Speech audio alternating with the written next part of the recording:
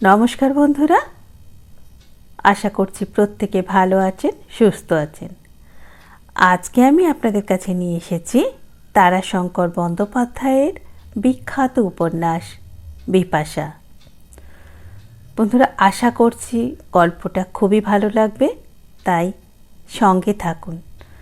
আর দেখতে দেখতে ভালো লেগে থাকলে প্লিজ যে সকল বন্ধুরা আমার চ্যানেলে নতুন বা প্রথমবার আমার গল্প শুনছো তাদের কাছে অনুরোধ রইল আমার চ্যানেলটি সাবস্ক্রাইব করে নিয়ে আমার সাথে থাকার। চলুন শুরু করে দেব আজকের গল্প বিপাশা।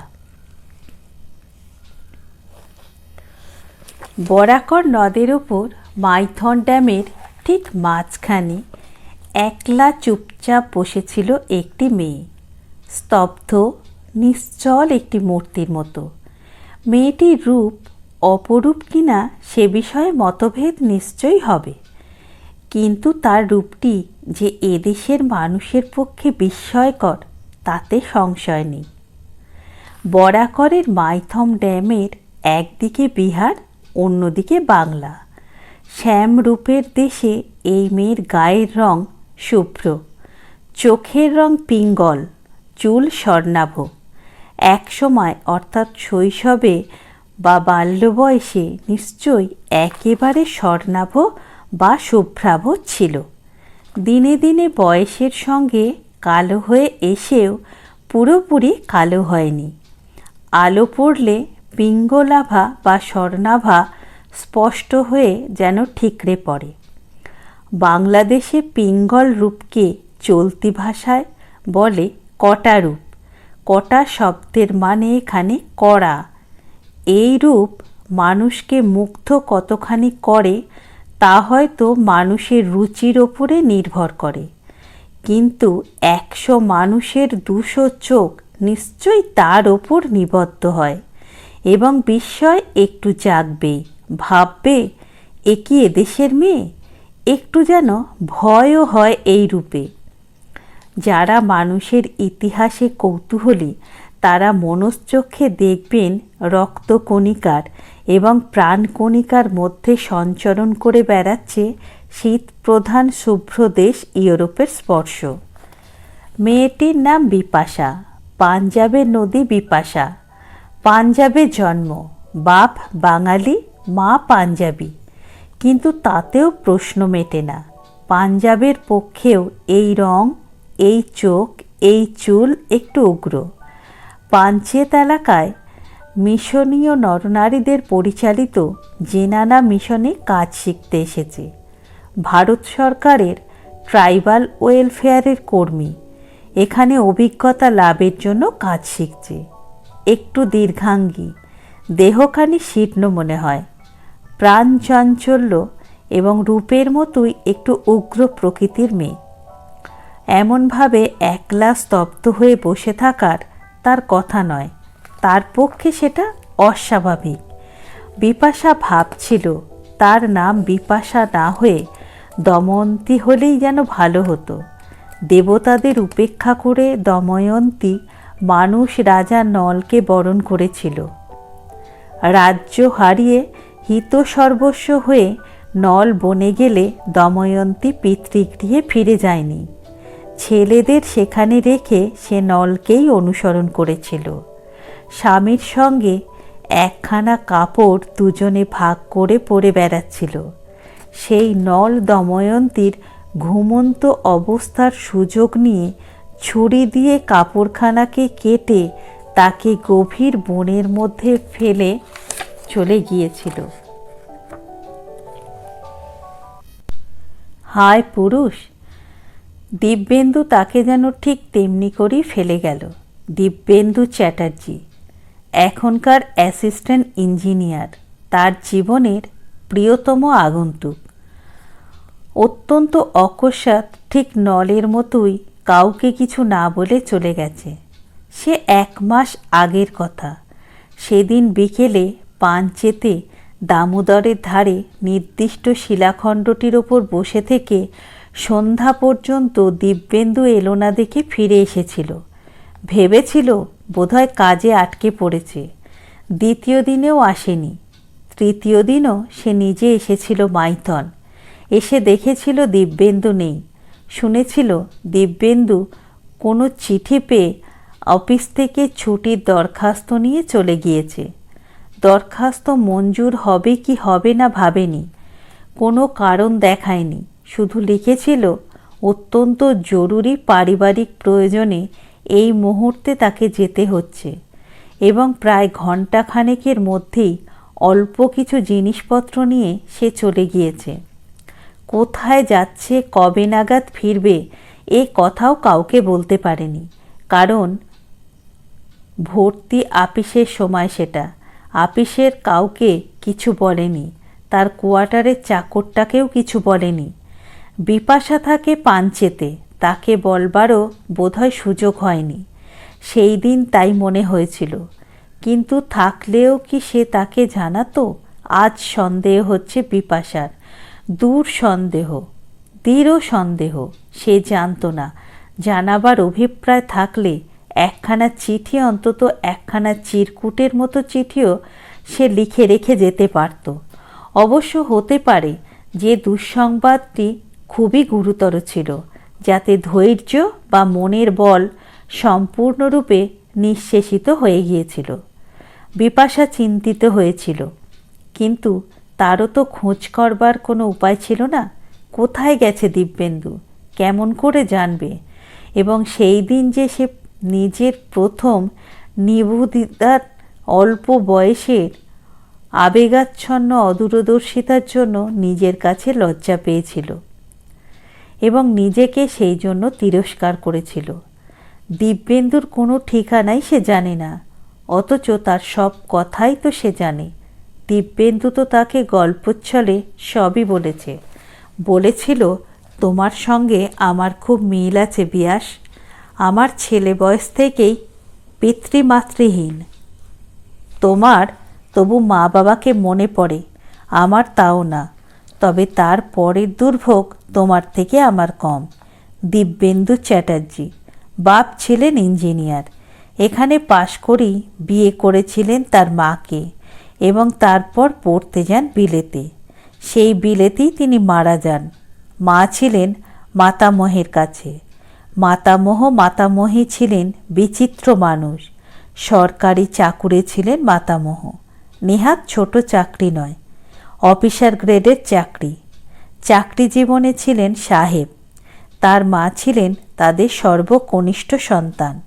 তার উপরে ছিলেন দুটি ছেলে, তারা আজও আছেন। বাবার চেয়ে তারা কড়াতর সাহেব, সরকারি অফিসারের ছেলে।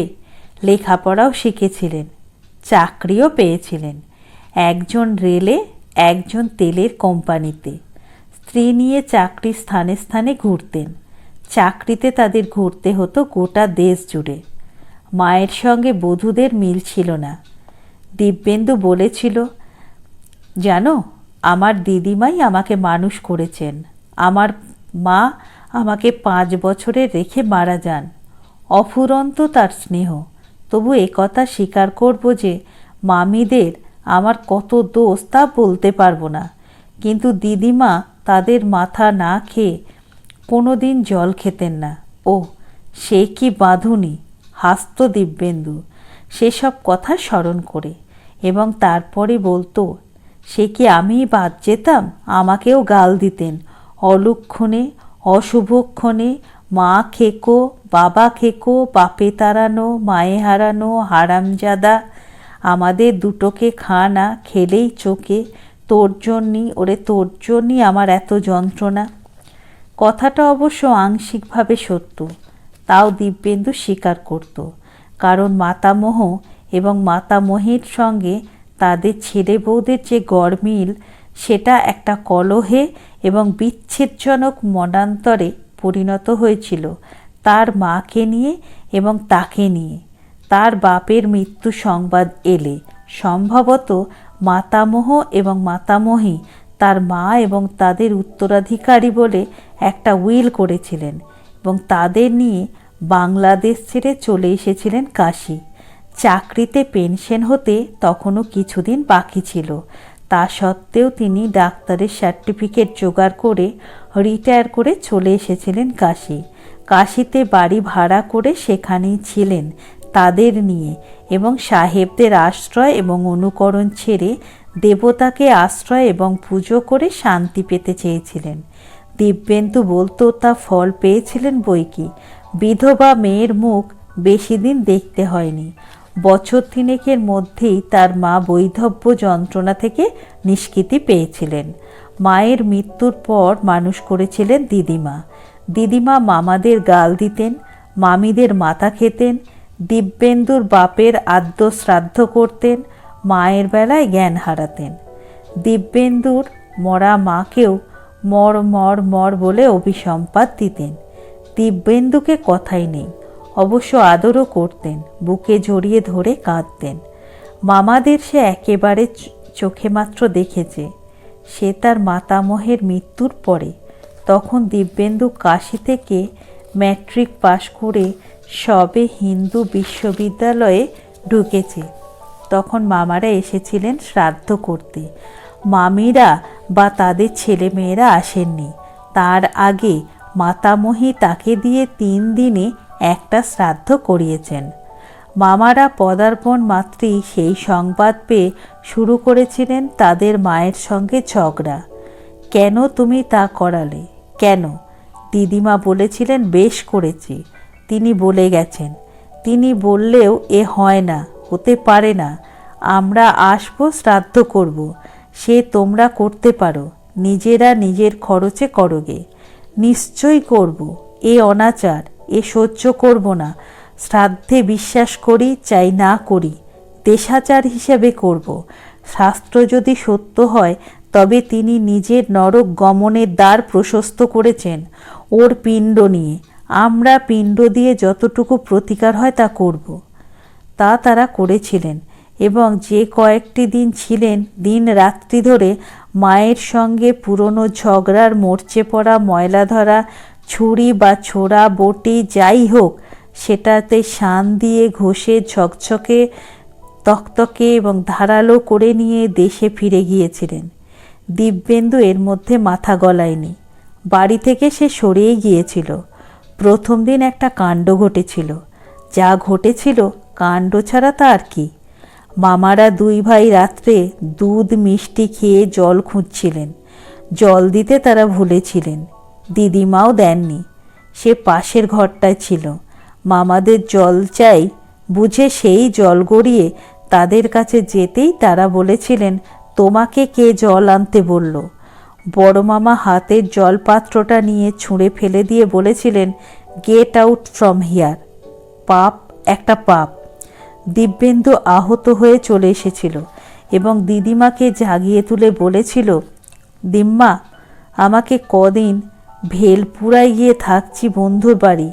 মামারা চলে গেলে আমি আসব। তোর হাতের জল ফেলে দিল না বলেই তিনি উঠে বেরিয়ে গিয়েছিলেন ছেলেদের ঘরের দিকে। সেই অবসরে সেও বেরিয়ে চলে গিয়েছিল বন্ধুর বাড়ি। এসেছিল মামারা চলে গেলে। চলে গিয়েছিলেন তারা হতাশ হয়ে, কারণ দাদামশাই রেখে কিছুই যাননি। পেনশনের টাকা মৃত্যুতেই বন্ধ। ব্যাংকে একটা অ্যাকাউন্ট ছিল, তার পাসবইয়ে ছিল মাত্র কয়েক টাকা, কয়েক আনা বাড়ি ভাড়ার। লাইফ ইন্স্যুরেন্সের একটা প্রাপ্য ছিল 1000 তিনেক, কিন্তু সেটাকে বন্ধক রেখে কোম্পানি থেকে যতখানি পেতে পারেন ধার নিয়ে তিনি তাতে শূন্যতে পরিণত করেছিলেন। সেই টাকাটাই ছিল দিদিমার হাতে, কিন্তু তার কোনো কিনারা তারা করতে পারেননি। আর ছিল কিছু গহনা, সে দিদিমায়ের নিজস্ব। দাদামশাইয়ের মৃত্যুর পর দিদিমা তাকে নিয়ে খুব সস্তার বাড়িতে চলে গিয়েছিলেন, এবং দিব্যেন্দু হিন্দু ইউনিভার্সিটিতে আইএসসিতে পাশ করে ইঞ্জিনিয়ারিং পড়া শুরু করেছিল। মামাদের সঙ্গে তারা দেখা হয়নি, এবং দিদিমার সঙ্গেও তারা আর পত্র দিয়েও সম্পর্ক রাখেননি। দিব্যেন্দু বলতো, she was a very heavy lady, very hard. যেমন শক্ত তেমনি ভারী, মানে একখানি স্টোন রোলার, নড়ানো যেত না। বুঝেছ বিয়াস? একটা বিচিত্র ধর্মঘট ছেলেরা তার জীবনের শেষ পর্যন্ত চালালো, কিন্তু তিনি হার মানলেন না। দিব্যেন্দুর যখন ইঞ্জিনিয়ারিং কোর্সের শেষ বছর সেবার তিনি মারা গেলেন। তখন তার হাতে মজুদ সামান্যই 100 টাকা। দিব্যেন্দু তখন নিজেও উপার্জন করে। তার আলাপ ছিল বাংলা প্রেসের সঙ্গে। কিছু কিছু লেখার সূত্রে প্রুফ দেখে কিছু উপার্জন করত। একটা প্রাইভেট টিউশনিও করত। দিদিমার মুখাগ্নি সেই করেছিল এবং শ্রাদ্ধও করেছিল। মামাদের ঠিকানা জানতো না। পুরনো ঠিকানায় পত্র দিয়েছিল, কিন্তু কোনো উত্তরও আসেনি। দিদিমার মৃত্যুর পর তাকে পাশ করে বসে থাকতে হয়নি, চাকরি পেয়েছিল। নিজের পৈতৃক গ্রামের নাম জানতো এই পর্যন্ত। আজ পর্যন্ত কেউ তার খোঁজ নেয়নি। তারও কোনো খোঁজ খবর কথা মনে হয়নি এবং মনেও নেই। তারপরেই কাশি ছেড়ে চাকরি জীবন। এই সব কথা কতবার শুনেছে, কখনো আগাগোড়া, কখনো খানিকটা টুকরো, কিন্তু কখনো মনে হয়নি যদি কখনোই এই এমনি ঘটনার মধ্যে দিব্যেন্দুর খোঁজ করতে হয় তো করবে কোথায়। দিব্যেন্দু চলে যাওয়ার পর প্রথম কথাটা মনে যখন হয়েছিল সেদিন, তখন এর ওপরে এতটা জোর দেয়নি। ভেবেছিল 2-3 দিনই চিঠি পাবে, তার লিখবে বিয়াস, হঠাৎ চলে আসতে হয়েছে। কিন্তু আজ 1 মাস হয়ে গেল, দিব্যেন্দুর কোনো সংবাদ নেই। কাল তার উপরে খবর পেয়েছে দিব্যেন্দু হেড অফিসে রেজিগনেশন লেটার দাখিল করেছে এবং তা গৃহীত হয়ে গেছে। তার জায়গায় নতুন লোক নেওয়া হবে। তার বিজ্ঞাপন বেরিয়েছে কাগজে। স্তম্ভিত হয়ে গেল বিপাশা। তাকে কোনো একটা কথা জানালো না দিব্যেন্দু। তাকে জানানোর প্রয়োজন মনে করল না। কথাটা আজ বেশি করে মনে হচ্ছে। তার কারণ আজ খবর এসেছে দিব্যেন্দু রেজিগনেশন দিয়েছে। রেজিগনেশনের অর্থ এখানকার সঙ্গে সে সম্পর্ক শেষ করে দিয়ে নতুন জীবন ক্ষেত্রে আহ্বান পেয়েছে। তার মধ্যে অনেক কিছুই ঘটে গেছে। শুধু এখানকার কাজকর্ম, যন্ত্রপাতি, সংগঠন এইগুলোই সে পিছনে রেখে চলল তা নয়। এখানে যারা কর্মী, এতদিনের কর্মসঙ্গী, যাদের সুখ দুঃখ হাসি কান্না জড়িয়েছিল, তারাও পিছনে পড়ে রইল। সব থেকে বিচিত্র এবং বিস্ময়কর এই যে এমন মিশুকে, এমন আবেগপ্রবণ, সর্বজন প্রিয় কারুকে বিদায় সম্ভাষণ জানালো না, তাকেও না। অথচ তার সঙ্গে তার জীবন যে অচ্ছেদ্য বন্ধনে জড়িয়ে গেছে ভেবেছিল। এক মুহূর্তে যেন নল রাজার মতো ছুরি দিয়ে বন্ধন কেটে তাকে বোরের মধ্যে দময়ন্তীর মতো ফেলে চলে গেল। তাহলে তার সব ভুল হয়ে গেছে? এ তাহলে দিব্যেন্দু কি সেই মানুষ যে স্বল্পকাল পরে অকস্মাৎ দেখা হলে আগে ভাগে সোল্লাসে স্বাভাবিক ভঙ্গিতে কাউকে ভ্রুক্ষেপ না করে বহু লোকের সামনে হাত তুলে চিৎকার করে উঠবে, হে হ্যালো হ্যালো হ্যালো। অনেক দিন পর হলে হয়তো মুখের দিকে চেয়ে থেকে বলবে, well sir, don't take offence please, অথবা please excuse me if I am wrong. হে ঈশ্বর, হে ভগবান, দিব্যেন্দু কি তাকেও এই সাধারণ বন্ধুবান্ধবদের সামিল করল?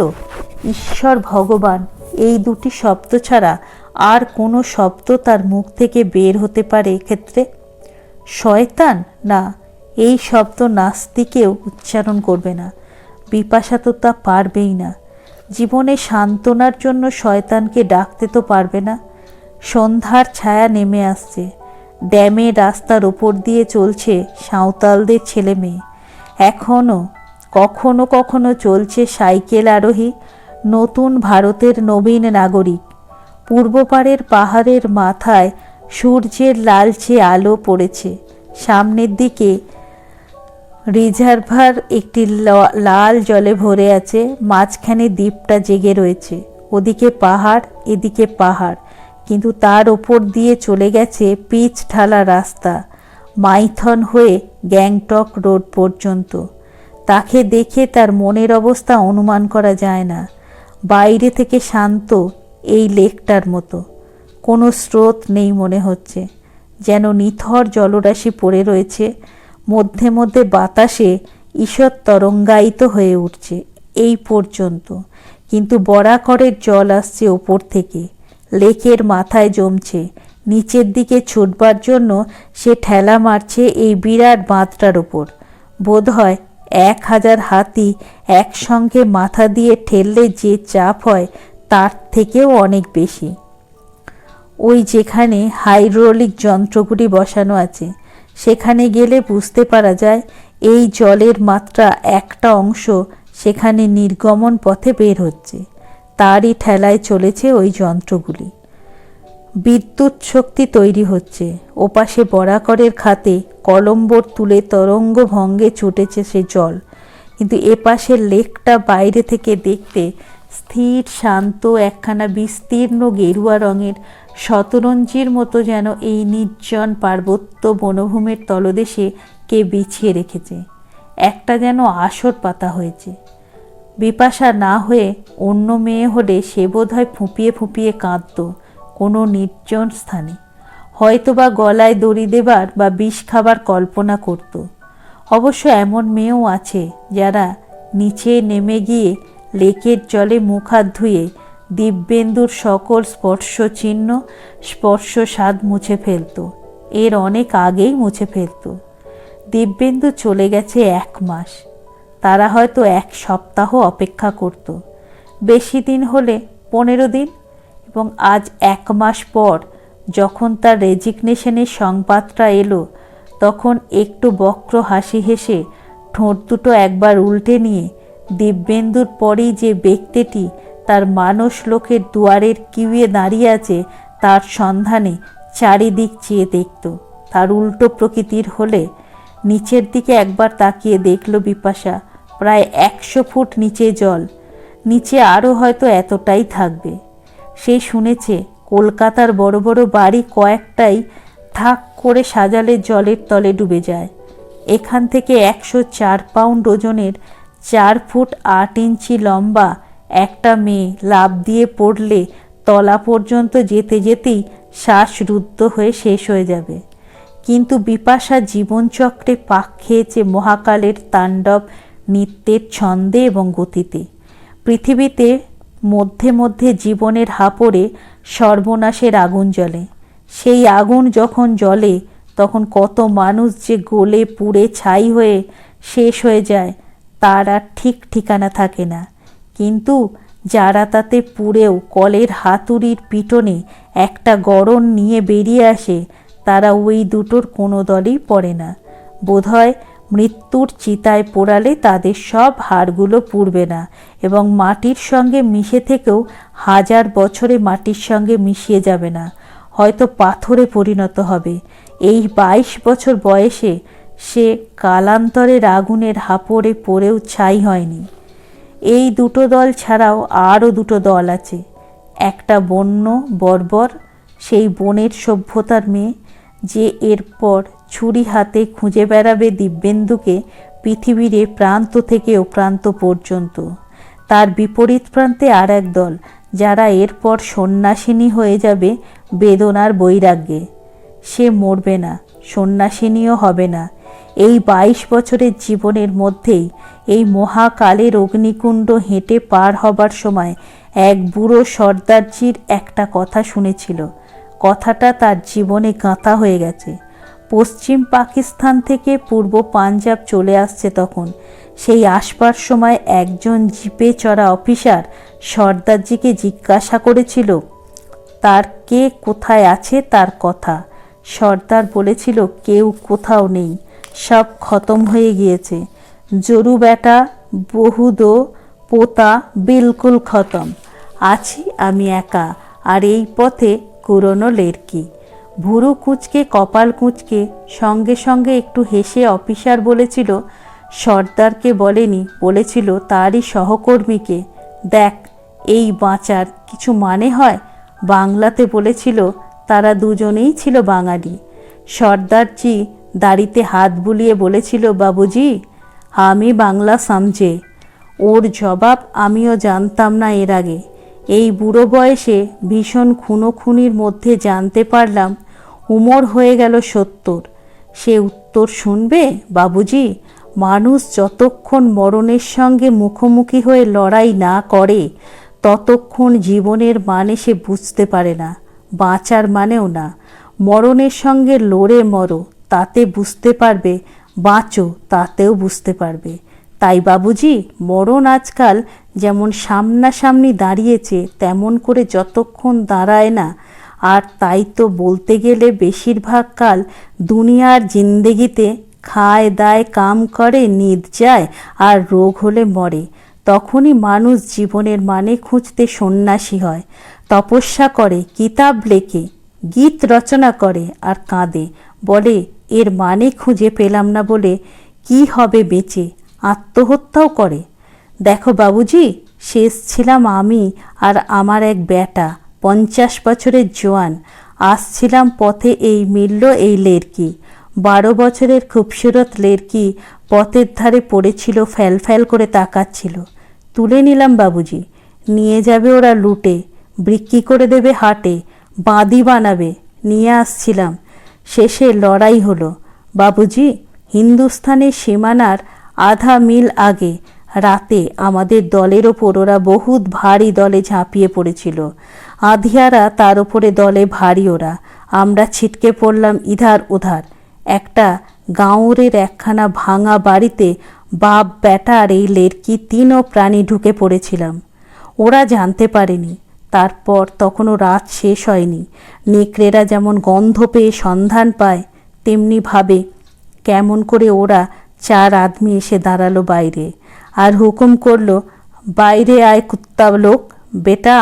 বেটা আমার ঘুমিয়েছিল, ওকে খোঁচা দিয়ে জাগিয়ে দিলাম।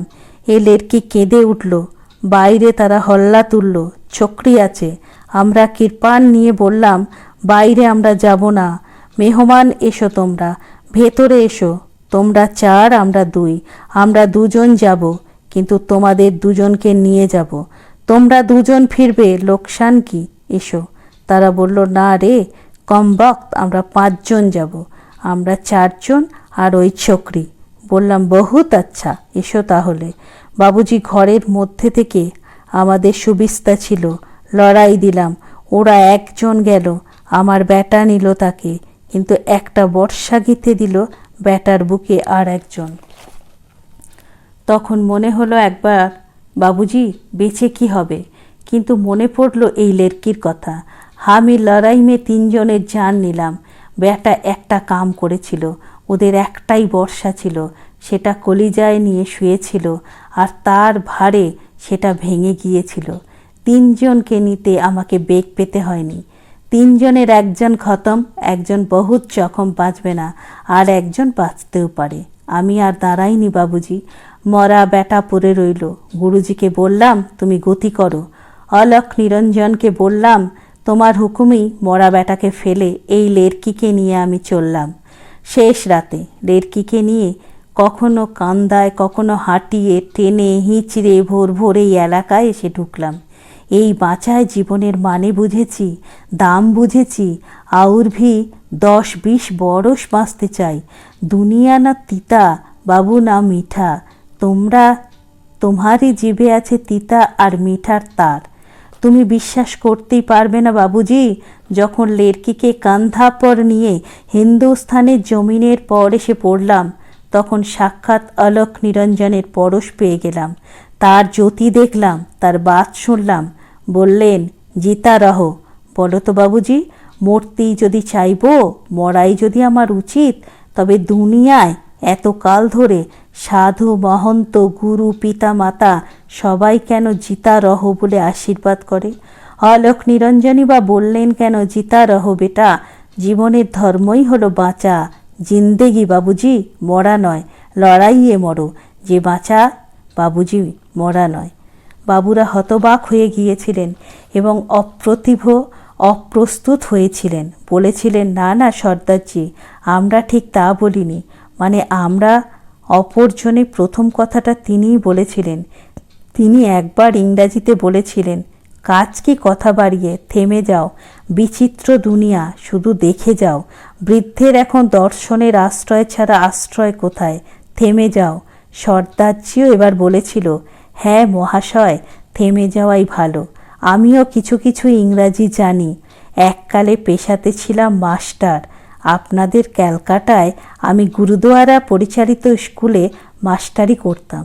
হিন্দিও জানি, উর্দু তো জানি, কাজেই থেমে যাওয়াই ভালো। কাজ কি? তারা এরপর কাজে মন দিয়েছিলেন। তাদের একজন সরকারি অফিসার অবস্থা দেখে বেড়াচ্ছিলেন, গায়ে মিলিটারি উর্দি। আজ বিপাশা বলতে পারে তিনি ছিলেন আইএমএস রেফিউজি স্বাস্থ্যরক্ষার ব্যবস্থা করে বেড়াচ্ছিলেন। আর সঙ্গের লোকটি ছিল খবরের কাগজের লোক, বাঙালি। ওই কাগজের লোকই প্রশ্ন করতে শুরু করেছিল। সর্দারজির বিবরণ শুনেছিল আগে। কলকাতায় মাস্টারি করত 10 বছর আগে। 60 বছরে দেশে গিয়ে খেতির কাজে মন দিয়েছিল।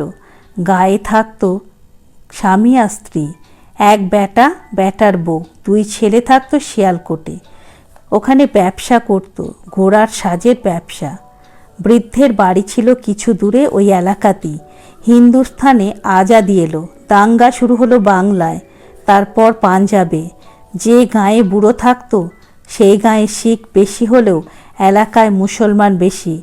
গাঁয়ে যখন হামলা হলো তখন 2 দিন লড়াইয়ের পর তারা গাঁ ছেড়ে দল বেঁধে বের হলো, চলবে জম্বু হয়ে হিন্দুস্তানের দিকে। বুড়ি চলতে পারছিল না।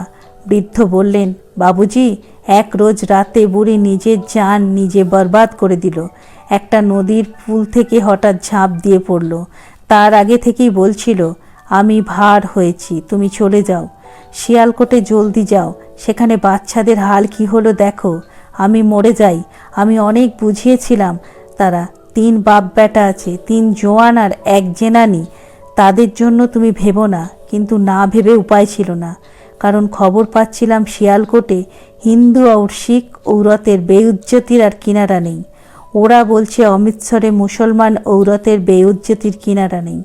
তার বদলা ওরা শিয়ালকোটে औरतদের रास्ते पर नंगी खोरी कर दिया और शेखपुरा में इज्जत के लिए सिख और हिंदू लोग बेटी বহু জরুরদের খুন করে বেইজ্জতি থেকে বাঁচিয়েছে। ভাবনা আমারও হচ্ছিল। আসছিলাম আমরা 500 আদমি, শুধু বুড়িরাই নয়, 10-20 ওরং আপনি আপনার জান মেরে দিয়েছিল। পথে তো হামলা শেষ ছিল না, ওরা মধ্যে মধ্যে পথ আটকাচ্ছিল, লড়াই হচ্ছিল, কিছু ছিনিয়ে নিয়ে যাচ্ছিল। বুড়ি মরল। আমি শিয়ালকোটে যখন এলাম তখন ওদিকে ওরা 3 বাপ বেটা মজুদ। বেটার চোখ লাল, এক পোতা ছোড়া খেয়ে জখম হয়েছে। শিখ হিন্দুর দল বেরুপ বেরুপ করছে। বহুকে বেটা নিজের হাতে কেটেছে। ওখান থেকে বের হলাম। পথে একদিন পরে গেল জখম হওয়া পোতা। 3 দিন পর আর এক পোতার হলো কলেরা, সে 2 দিনে গেল। তখন বাবুজি আমরা জম্বু এলাকা থেকে দূরে নেই। ওরা শেষ হামলা করলো। আমরা বাপ বেটায় পোতার লাশ নিয়ে সৎকার করবার জন্য রয়ে গেলাম। কাঁধে নিয়ে গেলাম, দরিয়ার সন্ধানে ভাসিয়ে দেব। শিরিপ 2 জন হয়ে গেলাম, লাশ ভাসিয়ে দিয়ে রওনা হয়ে আসছি। পথের ধারে দেখলাম লেরকি পড়ে আছে, একটা খাদের ভেতর পড়ে আছে। মনে হলো ওপর থেকে পড়ে গেছে। আমরা ওদের হল্লা শুনে ওই খাদটার মধ্যে লুকাতে চেষ্টা করছিলাম। দেখলাম লেরকি ফ্যাল ফ্যাল করে তাকাচ্ছে।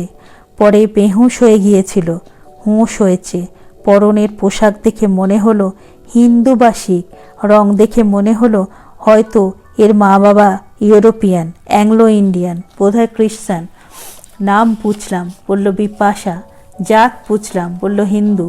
ব্যাস, আর কিছু পুছলাম না। সন্ধ্যা হতেই খাদ থেকে বের হলাম। ও তাকিয়েছিল আমাদের দিকে। পড়ে গিয়ে জখম হয়েছিল, পড়েছিল বোধহয় গাছের বা ঝোপের ওপর, নইলে বাঁচত না। কি করব? আমি ওকে কাঁধা পর তুলে নিয়ে বললাম, চলো। বেটা এগিয়ে এসে বলল, আমাকে দাও পিতাজি, আমি জোয়ান, তুমি বুড়ো। তারপর তো বলেছি বাবুজি, পরমাত্মার হুকুমে সব যাওয়ার পরেও বেঁচেছি আর ওই লেরকিকে বাঁচিয়েছি। ব্যাস, তার জন্যে মনে কুছ আফসোস আমার নেই। তারপর সাংবাদিক, আজ বিপাশা ওকে সাংবাদিক বলছে, কিন্তু সেদিন সেই লোকটি তার কাছে আখর কো আদমি এবং জার্নালিস্ট ছিল। সাংবাদিক তাকে কথাবার্তা জিজ্ঞাসা করছিল, উর্দুতেই করছিল। কি নাম তোমার? সর্দারজি বলেছিল বিপাশা। চমৎকার নাম। উত্তর সে দেয়নি, দিয়েছিল সর্দারজি। অফিসার মশাই চুরুট টানছিলেন এবং শুনছিলেন। সর্দারজি বলছিলেন, নাম বহুত সুন্দর, আর এই নাম ভি ওর খাঁটি সত্য। বিপাশা হলো পাঞ্জাবের পঞ্চদরিয়ার এক দরিয়া। মিয়ানি শহরের কোল ঘেঁষে এসে শতদ্রুর সঙ্গে মিশে সিন্ধুতে পড়েছে। কিন্তু বাবুজি, ওর মহিমা হলো বৃহৎ মহিমা। রামায়ণের ঋষি বৈশিষ্ট্যের 100 বেটা, এই বেটাদের নাশ করেছিল ওরই শিষ্য। ওরই শাপে সে হয়েছিল ব্রহ্ম রাক্ষস। এত বড় ঋষি পুত্রশোকে অধীর হয়ে নিজের হাতে পায়ে পাশ দিয়ে বন্ধন করে ঝাঁপ দিয়েছিলেন বিপাশার জলে। বিপাশা দরিয়া ঠিক এই লেরকির মতন ঋষির পাশ বন্ধন খুলে তীরে তুলে দিয়ে বলেছিল, বাঁচো ঋষি, শোককে জয় করে বাঁচো, লড়াইয়ে মরো, দুসরি বাত, কিন্তু লড়াইয়ে হেরে নিজেকে নিজে খতম করা শরম কি বাত, ও পাপ। এ লেরকি সত্যি বিপাশা। অফিসার বলেছিলেন, সর্দারজি আপনি থোড়া বিশ্রাম করুন, ওকে কথা বলতে দিন। তারপর বিপাশাকে বলেছিলেন, এখন তুমি বলো বিপাশা। তখনও সে আচ্ছন্ন, অন্যদিকে তাকিয়েছিল। সাংবাদিক ডেকেছিলেন তুড়ি দিয়ে, তুড়ির শব্দে তাকে আকর্ষণ করতে চেয়েছিলেন। ওই ওই শোনো, বুকে হাত দিয়ে সে বলেছিল, আমাকে বলছেন? হ্যাঁ। তোমার নামই তো বিপাশা? হ্যাঁ। তবে সাড়া দাও না কেন? বিপাশা বলে তো ডাকে না আমাকে, আমাকে ডাকে বিয়াস বলে। আচ্ছা, তোমার ঘর কোথায় ছিল? শিয়ালকোট। কোন জাত? হিন্দু। বাবার নাম কি ছিল? নখিন্দ্রনাথ ভট্টাচার্যা। ভট্টাচার্যা? হ্যাঁ। তুমি লোক বাঙালি? হ্যাঁ। বাবা বলতেন আমরা বাঙালি। এবার সে তার জানা বাংলায় উত্তর দিয়েছিল। বাংলাদেশে কোথায় বাড়ি? তা জানি না, কলকাতার নজদিক এই জানি। কতদিন আছো শিয়ালকোটে? পাঞ্জাবে তোমাদের কতদিন বাস? বহুত দিন। আমারও দাদু এসেছিল পাঞ্জাবে। বাবা বলতেন, আমি বাংলা মুলুক দেখিনি। আমার জন্ম হয়েছিল বিয়াস দরিয়ার ধারে এক গাঁয়ে। ওই লিয়ে মেরি নাম বিপাশা, ডাকে বিয়াস নাম সে। কি করতেন বাবা? পিতাজি প্রফেসর ছিলেন। তোমার সঙ্গে ছাড়াছাড়ি হলো কি করে? তিনি কোথায়? ওই খাদের ধারে আমাদের দলের উপর হামলা হয়েছিল, লড়াই হয়েছিল। এদিক ওদিক উঠবার সময় আমি গির গিয়েছিলাম। পিতাজির বুকে গুলি আর আগে লেগে তিনি গির গিয়েছিলেন। কেঁদে ফেলেছিল বিপাশা। সর্দারজি তার মাথায় হাত রেখে বলেছিল। কিছুক্ষণ পর সাংবাদিক আবার প্রশ্ন করেছিলেন, মাতাজি? মাতাজি 2 বরিশ আগে মারা গিয়েছেন। আর কে আছে? সে তাকিয়েছিল সর্দারজির দিকে। সর্দারজি বলেছিলেন, উপর দেখা লাও বেটি, এক হ্যায় উপর মে আর হ্যায় তোমারা কলিজা মে। সে আছে আর তুমি আছো। আমি ফালতু। ভরসা ভগবানের পরমত, আর জিন্দেগির হিম্মত তোমার। ব্যাস, আজ মনে হয় সেদিনের সেই দিন। সর্বহারা রক্ত পরিচ্ছদ বৃদ্ধ সর্দার বলি এত কথা তার মানিয়েছিল এবং অফিসাররাও শুনেছিল, নইলে মানতও না কেউ, শুনতও না হয়তো। বৃদ্ধ সর্দার বলতও না। 12 বছরের মেয়ে বিপাশার সেই অবস্থা ছিল, কেমন স্তম্ভিত হয়ে যাওয়া অবস্থা। স্তম্ভিত হয়ে সে শুধু শুনেই গিয়েছিল। কিন্তু আশ্চর্য, আজ পর্যন্ত শিয়ালকোট থেকে শুরু করে সেই নিবিড় তিমির নিশি নিথিনির মতো সেই কদিনের কথা তার মনে আজও একেবারে স্পষ্ট হয়ে আছে। সব কথার অর্থ সেদিন বোঝেনি, পরে ধীরে ধীরে মনে পড়েছে আর আস্তে আস্তে বুঝতে পেরেছে। অফিসার সর্দারের কথায় বলেছিলেন, হ্যাঁ আপনি সচ বাত বলছেন। একটু থেমে থেকে আবার প্রশ্ন করেছিলেন। বোধ করি এইটিই তার আসল কথা। এই কথাতে আসবার জন্যই আগেরটুকু ছিল সান্ত্বনা দেওয়া। বলেছিলেন, এখন আপনার কি সাহায্য লাগবে বলুন। এখানে সরকারি আশ্রয় ক্যাম্প হয়েছে, চলুন সেখানে। তারপর তারাই ব্যবস্থা করবেন আপনি যেখানে যাবেন সেখানে পাঠাবার। সর্দার বলেছিলেন, আমি কোথাও থাকতে চাই না সাহেব। আমি অমৃতসর গুরুদুয়ারায় যাব, অমৃতকুণ্ডে স্নান করব, এই সব খুন ধুয়ে ফেলব। আজই আমি রওনা হতে চাই। এই বাচ্চা লেটকিয়ে যেতে পারবে? একটু থেমে সর্দারজি বলেছিলেন, ওর দায় কি এখনো আমাকে বইতে বলছেন আপনারা? দেশে আজাদি এসেছে, সরকার এখন হামারি সরকার। আজাদির বাটোয়ারা লড়াইয়ে লেটকি ওর হাত হারিয়েছে। ও তো সরকারের লেটকি, ভার তো তাদের। অফিসার বলেছিলেন, ঠিক হ্যাঁ, সরকার ভার নিশ্চয় নেবে। শুধু ওর কেন, আপনাকেও তো বলছি, হামারা সব কুছ কিয়া, সরকার হামারা জিন্দাবাদ। লেকিন এখন ভরসা আমার পরমাত্মারও। আমার আত্মা বলছে গুরুদুয়ারা গেলে তার সন্ধান মিলবে। ওর ভার তোমরা নাও সাহেব। এ লেরকি বলেছে ওরা বাঙালি, তোমরা বাঙালি। অফিসার বলেছিলেন, আমি তো সরকারি কামে ঘুরছি সর্দারজি, আর ইনি বাংলার আকবরের লোক। আমি আপনার আর লেরকির অমৃতসর যাবার ব্যবস্থা করে দিচ্ছি, সেখানে পৌঁছে দিয়ে চলে যাবেন। লেরকিকে দেখে মেম সাহেবের লেরকি বলে মনে হয়, একে একলা রাস্তায় যেতে দিলে বিপদ হতে পারে। বহুত পরমাত্মার যখন তাই ইচ্ছা তখন তাই হবে। ওর ভার আমি বইব অমৃতসর পর্যন্ত। লরিতে এসেছিল ওরা অমৃতসর। গায়ে তখন জ্বর, অসহ্য বেদনা। কলেরা ইনঅকুলেশন দিয়েছিল লরিতে সওয়ারি হবার আগে। সর্দারজি তাকে কোলের কাছে নিয়ে বসেছিলেন। ফনাধর অজগর সাপের সন্তান স্নেহ আছে কিনা তা বিপাশা জানে না, কিন্তু শুনেছে মা সাপ ডিমের ওপর আহার নিদ্রা ছেড়ে বসে থাকে, আশেপাশে সামান্য শব্দে গর্জন করে। সর্দারজিও ঠিক তাই ছিলেন। তাকে কোনো কথা বলেননি, শুধু পিঠে হাত রেখে এসেছিলেন সারাটা পথ, এবং কেউ তাকে একটু ঠেললে কি তার সঙ্গে আলাপ জমাতে চাইলে গর্জন করে উঠেছেন। শীত পড়েছে তখন, পাঞ্জাবের শীত। লরিতে ওঠার আগে ফিজনকে দুখানা করে কম্বল দেওয়া হয়েছিল। সর্দারজি নিজে একখানা কম্বল রেখে তার গায়ে 3খানা কম্বল জড়িয়ে দিয়েছেন, কিন্তু কথা বলেননি। তার বাপ মা, অতীতের কথা, এমন কি কষ্ট হচ্ছে কিনা তাও প্রশ্ন করেননি। নিজে যতটুকু অনুভব করেছেন তারই সাধ্যমতো প্রতিকার করেছেন। বোধহয় তার অন্তরের অন্তর পরমাত্মার সন্ধান করছিল। তার সঙ্গে কারবার ছিল বাইরের অন্তরের, কিংবা কথাবার্তা বলে তার মধ্যে নিয়ে নিজের অন্তঃস্রোতের সঙ্গে তার অন্তঃস্রোতের সঙ্গম ঘটাতে চাননি। স্রোতের মতো যার সত্তা তার দুটি মিশে একটি হলই, আর তাকে আপন আপন সত্তায় পৃথক করা যায় না। সেই মিলিত স্রোত আবার যখন পৃথক হয় তখন দুইয়ের কিছু কিছু ছিন্ন ভিন্ন পৃথক হয়ে যায়। সেই বিচ্ছেদ মর্মচ্ছেদী।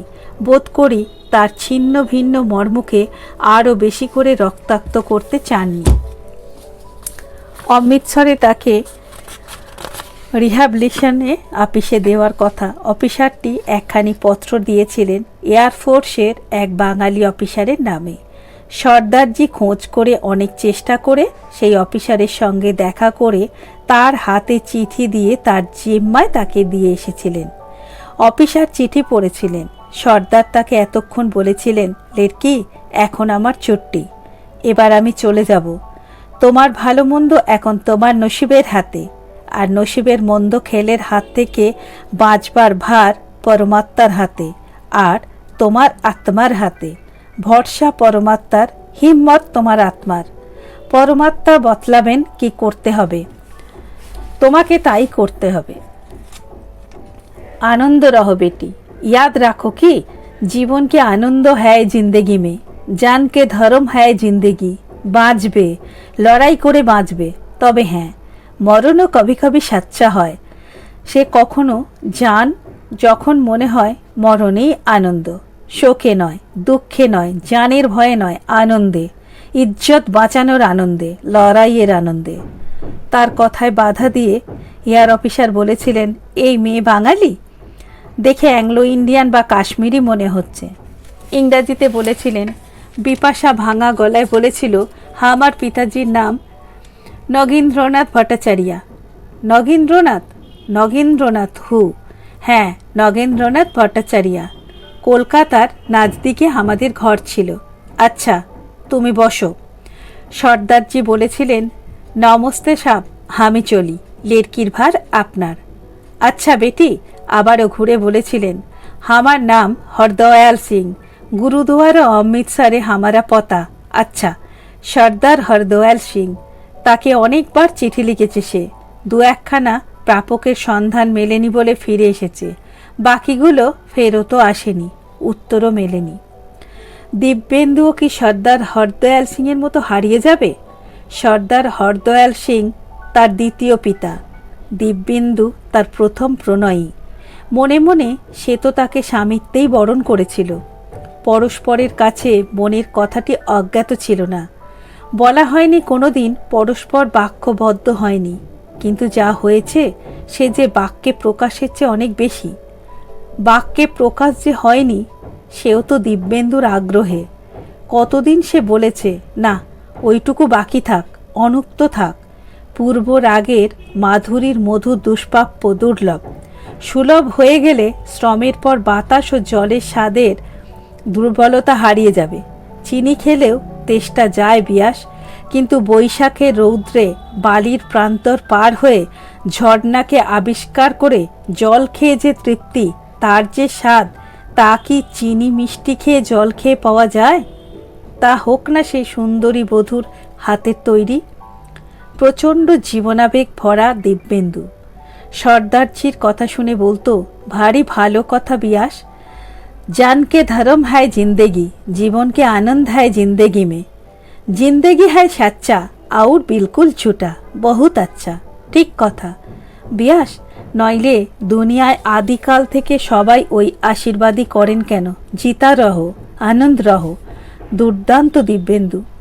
প্রচণ্ড দুর্দান্তপনার জোরে তার জীবনটাকে যেন জবরদস্তি দখল করে নিয়েছিল।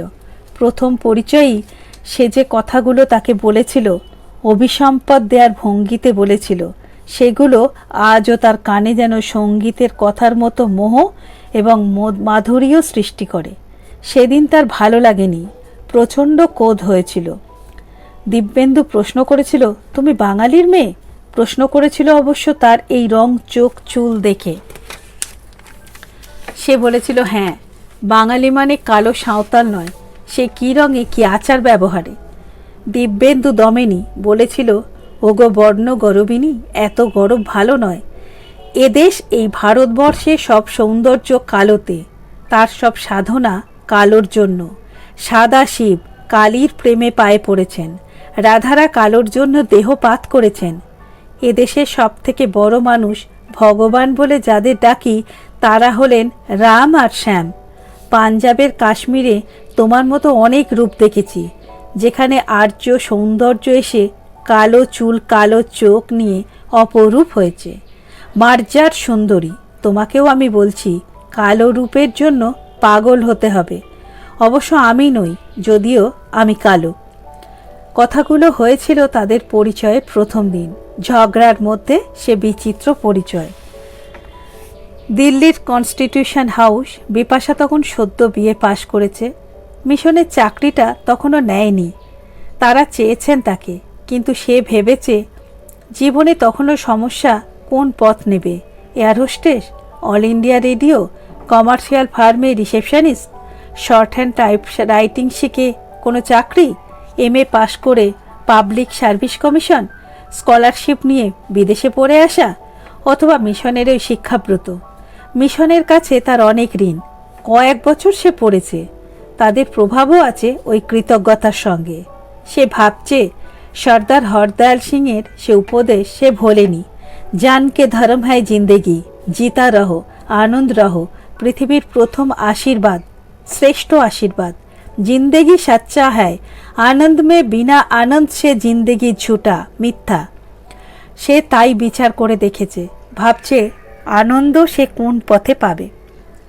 হাই হিল জুতো পরে, বব করে বা সিঙ্গেল করে চুল ছেঁটে, লিপস্টিক রুজে তার শুভ্র সুন্দর মুখে এনামেল করে সোসাইটি গার্ল হয়ে, বা ওই উপযোগী চাকরিতে আনন্দ, না কল্যাণধর্মী শিক্ষাব্রতে আনন্দ।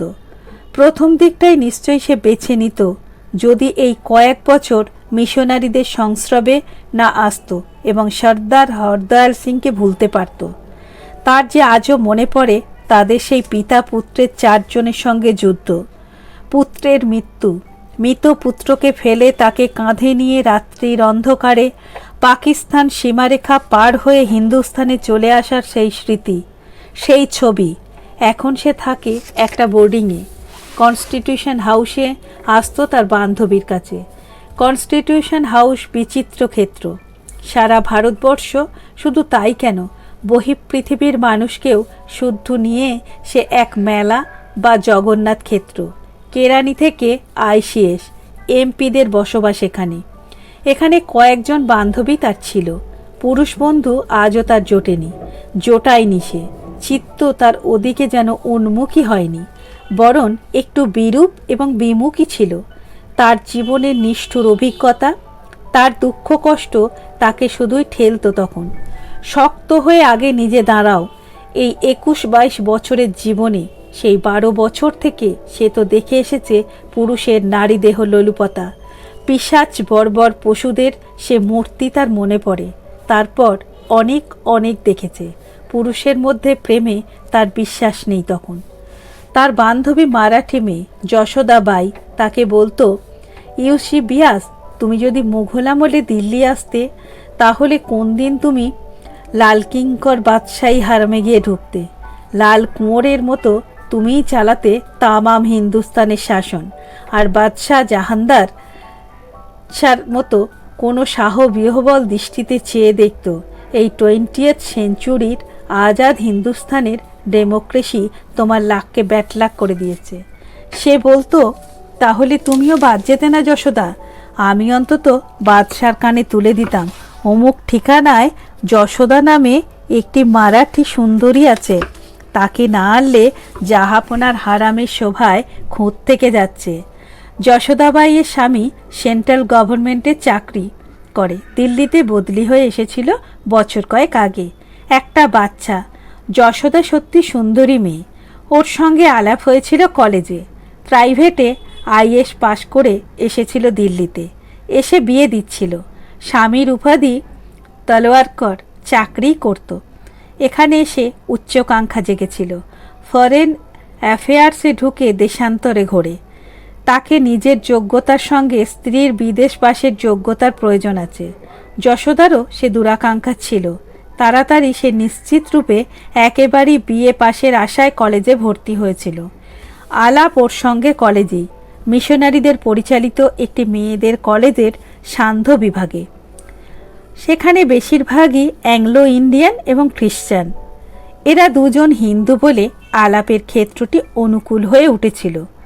কনস্টিটিউশন হাউসের কিচেন সহ একখানা ঘর নিয়ে যশোদারা থাকত। সেখানে সন্ধ্যার দিকে প্রায়ই আসত বিপাশা। যশোদার ছেলেটির সঙ্গে খানিকটা খেলা করে, তাকে নিয়ে খানিকটা লোফালুফি করে সন্ধ্যা হতেই দুজনে বেরিয়ে যেত কলেজে। যশোদার স্বামী তলোয়ারকর তখন ছেলেকে নিয়ে থাকতেন। বিপাশা দিনে একটা চাকরি নিয়েছিল ওই মিশনারিদের বাচ্চা ছেলেদের স্কুলে। কনস্টিটিউশন হাউসের আর এক বান্ধবী, তার নাম মিস সেন, চাকরি করেন রেডিওতে। ওর কাছে বাংলা শিখত বিপাশা। দিল্লিতে এসে স্কুলে ভর্তি হয়ে অবধি প্রাণপণ চেষ্টায় সে বাংলা শিখছে।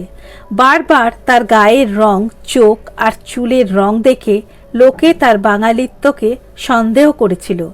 সেটা বিপাশাকে আহত করত। তাই পড়ার সুবিধা পেতেই সে চেষ্টা করে বাংলা শিক্ষার সুযোগ করে নিয়েছিল। জীবনের শুরুতেই বাপ মাকে হারিয়ে হয়তো তার গোপন মনে বাসনাও জেগেছিল তার নিজের অজ্ঞাতসারে, যে একদিন কলকাতায় গিয়ে খুঁজে দেখবে তার আত্মীয় স্বজন কেউ আছে কিনা। কলেজে এসে বাংলা নিয়ে পড়ার বাধা হয়েছিল, সেই সুবিধাটা করে নিয়েছিল সে মিস সেনের কাছে। মিস সেন তার থেকে বয়সে বেশ কিছুদিনের বড়। মিষ্টি প্রকৃতির মেয়ে, গান গাইতে পারেন, অভিনয় করতে পারেন। দেশ বিদেশ ঘুরেছেন মিস সেন। প্রকৃতিতে ঠিক বিপাশার সঙ্গে মেলে না, কারণ মিস সেন সোসাইটি ঘেঁষা মেয়ে। যশোদাই আলাপ করিয়ে দিয়েছে। যশোদা মিস সেনের কাছে সোসাইটির আইন কানুন শেখে। দেশ বিদেশে ঘুরে এবং রেডিওতে চাকরি করে মিস সেন ওসবে খুবই পোক্ত। মিস সেন বিপাশাকে বলে কাশ্মীরি বেগম, উদিপুরি, সম্রাট আলমগীরের উদিপুরি গো। প্রথম বুঝতে পারত না বিপাশা। তারপর একদিন মিস সেন তাকে শিশির কুমার ভাদুরীর আলমগীর ও উদিপুরীর রেকর্ডখানা শুনিয়ে দিয়েছেন। বঙ্কিমচন্দ্রের রাজসিং বইখানাও পড়িয়ে দিয়েছেন। এই দুজনের কোনো একজনের কাছে সে যেত কনস্টিটিউশন হাউসে। সেই দিন যশোদাদের ঘরটা বন্ধ। ওদের উইংয়ের পরিচারক বলেছিল গোল মার্কেটে গিয়েছেন মিস্টার মিসেস, জলদি ফিরবেন। মিস সেন নেই, তিনি ডিউটিতে গেছেন। অগত্যা সে ডাইনিং হলের সামনে বইয়ের স্টলটায় কাগজ বই উল্টে দেখছিল। এমন সময় একটি কালো, অবশ্য ভারতবর্ষে যাকে শ্যামবর্ণ বলে তাই, সাহেবী পোশাক পরা তরুণ আপন মনে কবিতা আবৃত্তি করতে করতে পাশ দিয়ে চলে গেছিল। বাংলা কবিতা। স্বাভাবিকভাবে সে কান পেতেছিল। প্রচণ্ড আবেগে যদি ঝাঁপ দিয়ে পড়ি, তব দ্বারে করাঘাত করি, আকুল প্রেমার্ত মোর জীবনীর অর্ঘ্য তুলে ধরি, তাও তুমি নেবে না সুন্দরী, বশিষ্ঠের মতো। আর সে শুনিতে পায়নি। লোকটি লাউঞ্জের দরজায় ঢুকে বেরিয়ে চলে গিয়েছিল। বাংলাতে তার তখন যথেষ্ট দখল হয়েছে। উচ্চারণে একটু টান থাকলেও বেশ বাংলা বলে, লেখে আরও ভালো। বঙ্কিমচন্দ্র পড়েছে, শরৎচন্দ্র পড়েছে, রবীন্দ্রনাথও পড়েছে, তবে কবিতা সব বোঝেনি। কথা ও কাহিনী কণ্ঠস্থ, নির্ঝরের স্বপ্নভঙ্গ মুখস্থ। বাঙালিদের এখানে ওখানে যেসব ক্লাব আছে সেই সব জায়গায় আবৃত্তি প্রতিযোগিতায় কবিতা আবৃত্তি করেছে, কিন্তু উচ্চারণের জন্য পুরস্কার পায়নি। সেবার কালীবাড়ির আবৃত্তি প্রতিযোগিতায় ওই নির্ঝরের স্বপ্নভঙ্গ আবৃত্তি করেছিল। তাকে তাতে ভিন্ন প্রদেশিনী বা অ্যাংলো ইন্ডিয়ান মনে করে উৎসাহিত করবার জন্য একটা পুরস্কার তারা দিয়েছিলেন, কিন্তু সে তা নেয়নি। তার ট্রেনার ওই মিস সেন, তিনি হেসে বলতেন, যা শিখেছ তুমি তা কম নয় বিয়াস, এর থেকে বেশি শিখতে হলে কিংবা তোমার কথাবার্তা পারফেক্ট করতে হলে খাস বাংলাদেশে যেতে হবে। তোমাকে তো বহুবার বলে দিয়েছি যে আমরা অনেক স্থলে ক্রিয়াপদ ব্যবহার করি না, উচ্চ থাকে। যেমন জিজ্ঞাসা করেছে কেউ তোমাকে মিস সেন তোমার কে, ওখানে ক্রিয়াটা হলো হন, ওটা বলিনি। তুমি উত্তর দিচ্ছ আমার বান্ধবী বা আমার শিক্ষয়িত্রী, এখানে তাই ক্রিয়া উচ্চ। কিন্তু তুমি ঠিক কি বলবে? মিস সেন তোমার কে হচ্ছেন? উত্তরে বলবে বান্ধবী হচ্ছেন। মানে হ্যাঁ, এটা ভুলতে পারো না। আমাদের হিন্দি পুলিশ আয়গির স্থলে আয়গার মতো। আমার হিন্দি দিল্লিতে এসে রপ্ত হয়েছে, বাংলা রপ্ত করতে তোমায় কলকাতায় যেতে হবে। নাও না, রেডিওতে একটা চাকরি, চলে যাও কলকাতায়, বাংলা ইন্টারভিউ তুমি ফেল করবে না, এ আমি লিখে দিতে পারি। সেই দিন এই কালো স্বাস্থ্যবান তরুণীটির আবৃত্তি তার ভালো লেগেছিল। বাংলা আবৃত্তি মিস সেন বেশ ভালো করেন, এ তার থেকে মন্দ করেনি। কয়েকটি লাইন শুনে অর্থ তার ঠিক উপলব্ধি হয়নি, তবে এটুকু বুঝেছিল কোনো সুন্দরীর কাছে ভদ্রলোক প্রেম নিবেদন করছেন। একটু মুখ টিপে হেসেছিল। তরুণ বয়সে পুরুষদের বড় জ্বালা, বেচারারা। ওহ, কতজনকে যে কত কটু কথা, কত ধমক তাতে দিতে হয়েছে এই বয়সে, বাপ। তবে ধমক খেলি এই প্রেম পাগলেরা পিন ফোটানো বেলুন হয়ে যায়। ওহ, কনট সার্কাসে সে থিয়েটার কমিউনিকেশন বিল্ডিংয়ের সামনে দাঁড়িয়ে আছে, আর এক প্রেমার্ত তরুণ তাকে দেখে থমকে দাঁড়িয়ে গেছিল। আজকাল পেন্টালুন আর বুশশার্টের দৌলতে কোন প্রদেশের লোক চেনা কঠিন। শুধু পাঞ্জাবিরা পাকড়ি বজায় রেখে জাত রেখেছে, বাকি তো সব ইন্টারন্যাশনাল। ছোকরারা তাকে দেখেই তার পিছু নিয়েছিল এবং কিছুক্ষণ ঘুরঘুর করে মৃদুস্বরে অন্যদিকে তাকিয়ে বলতে আরম্ভ করেছিল, হ্যালো মিস, হ্যালো মিস।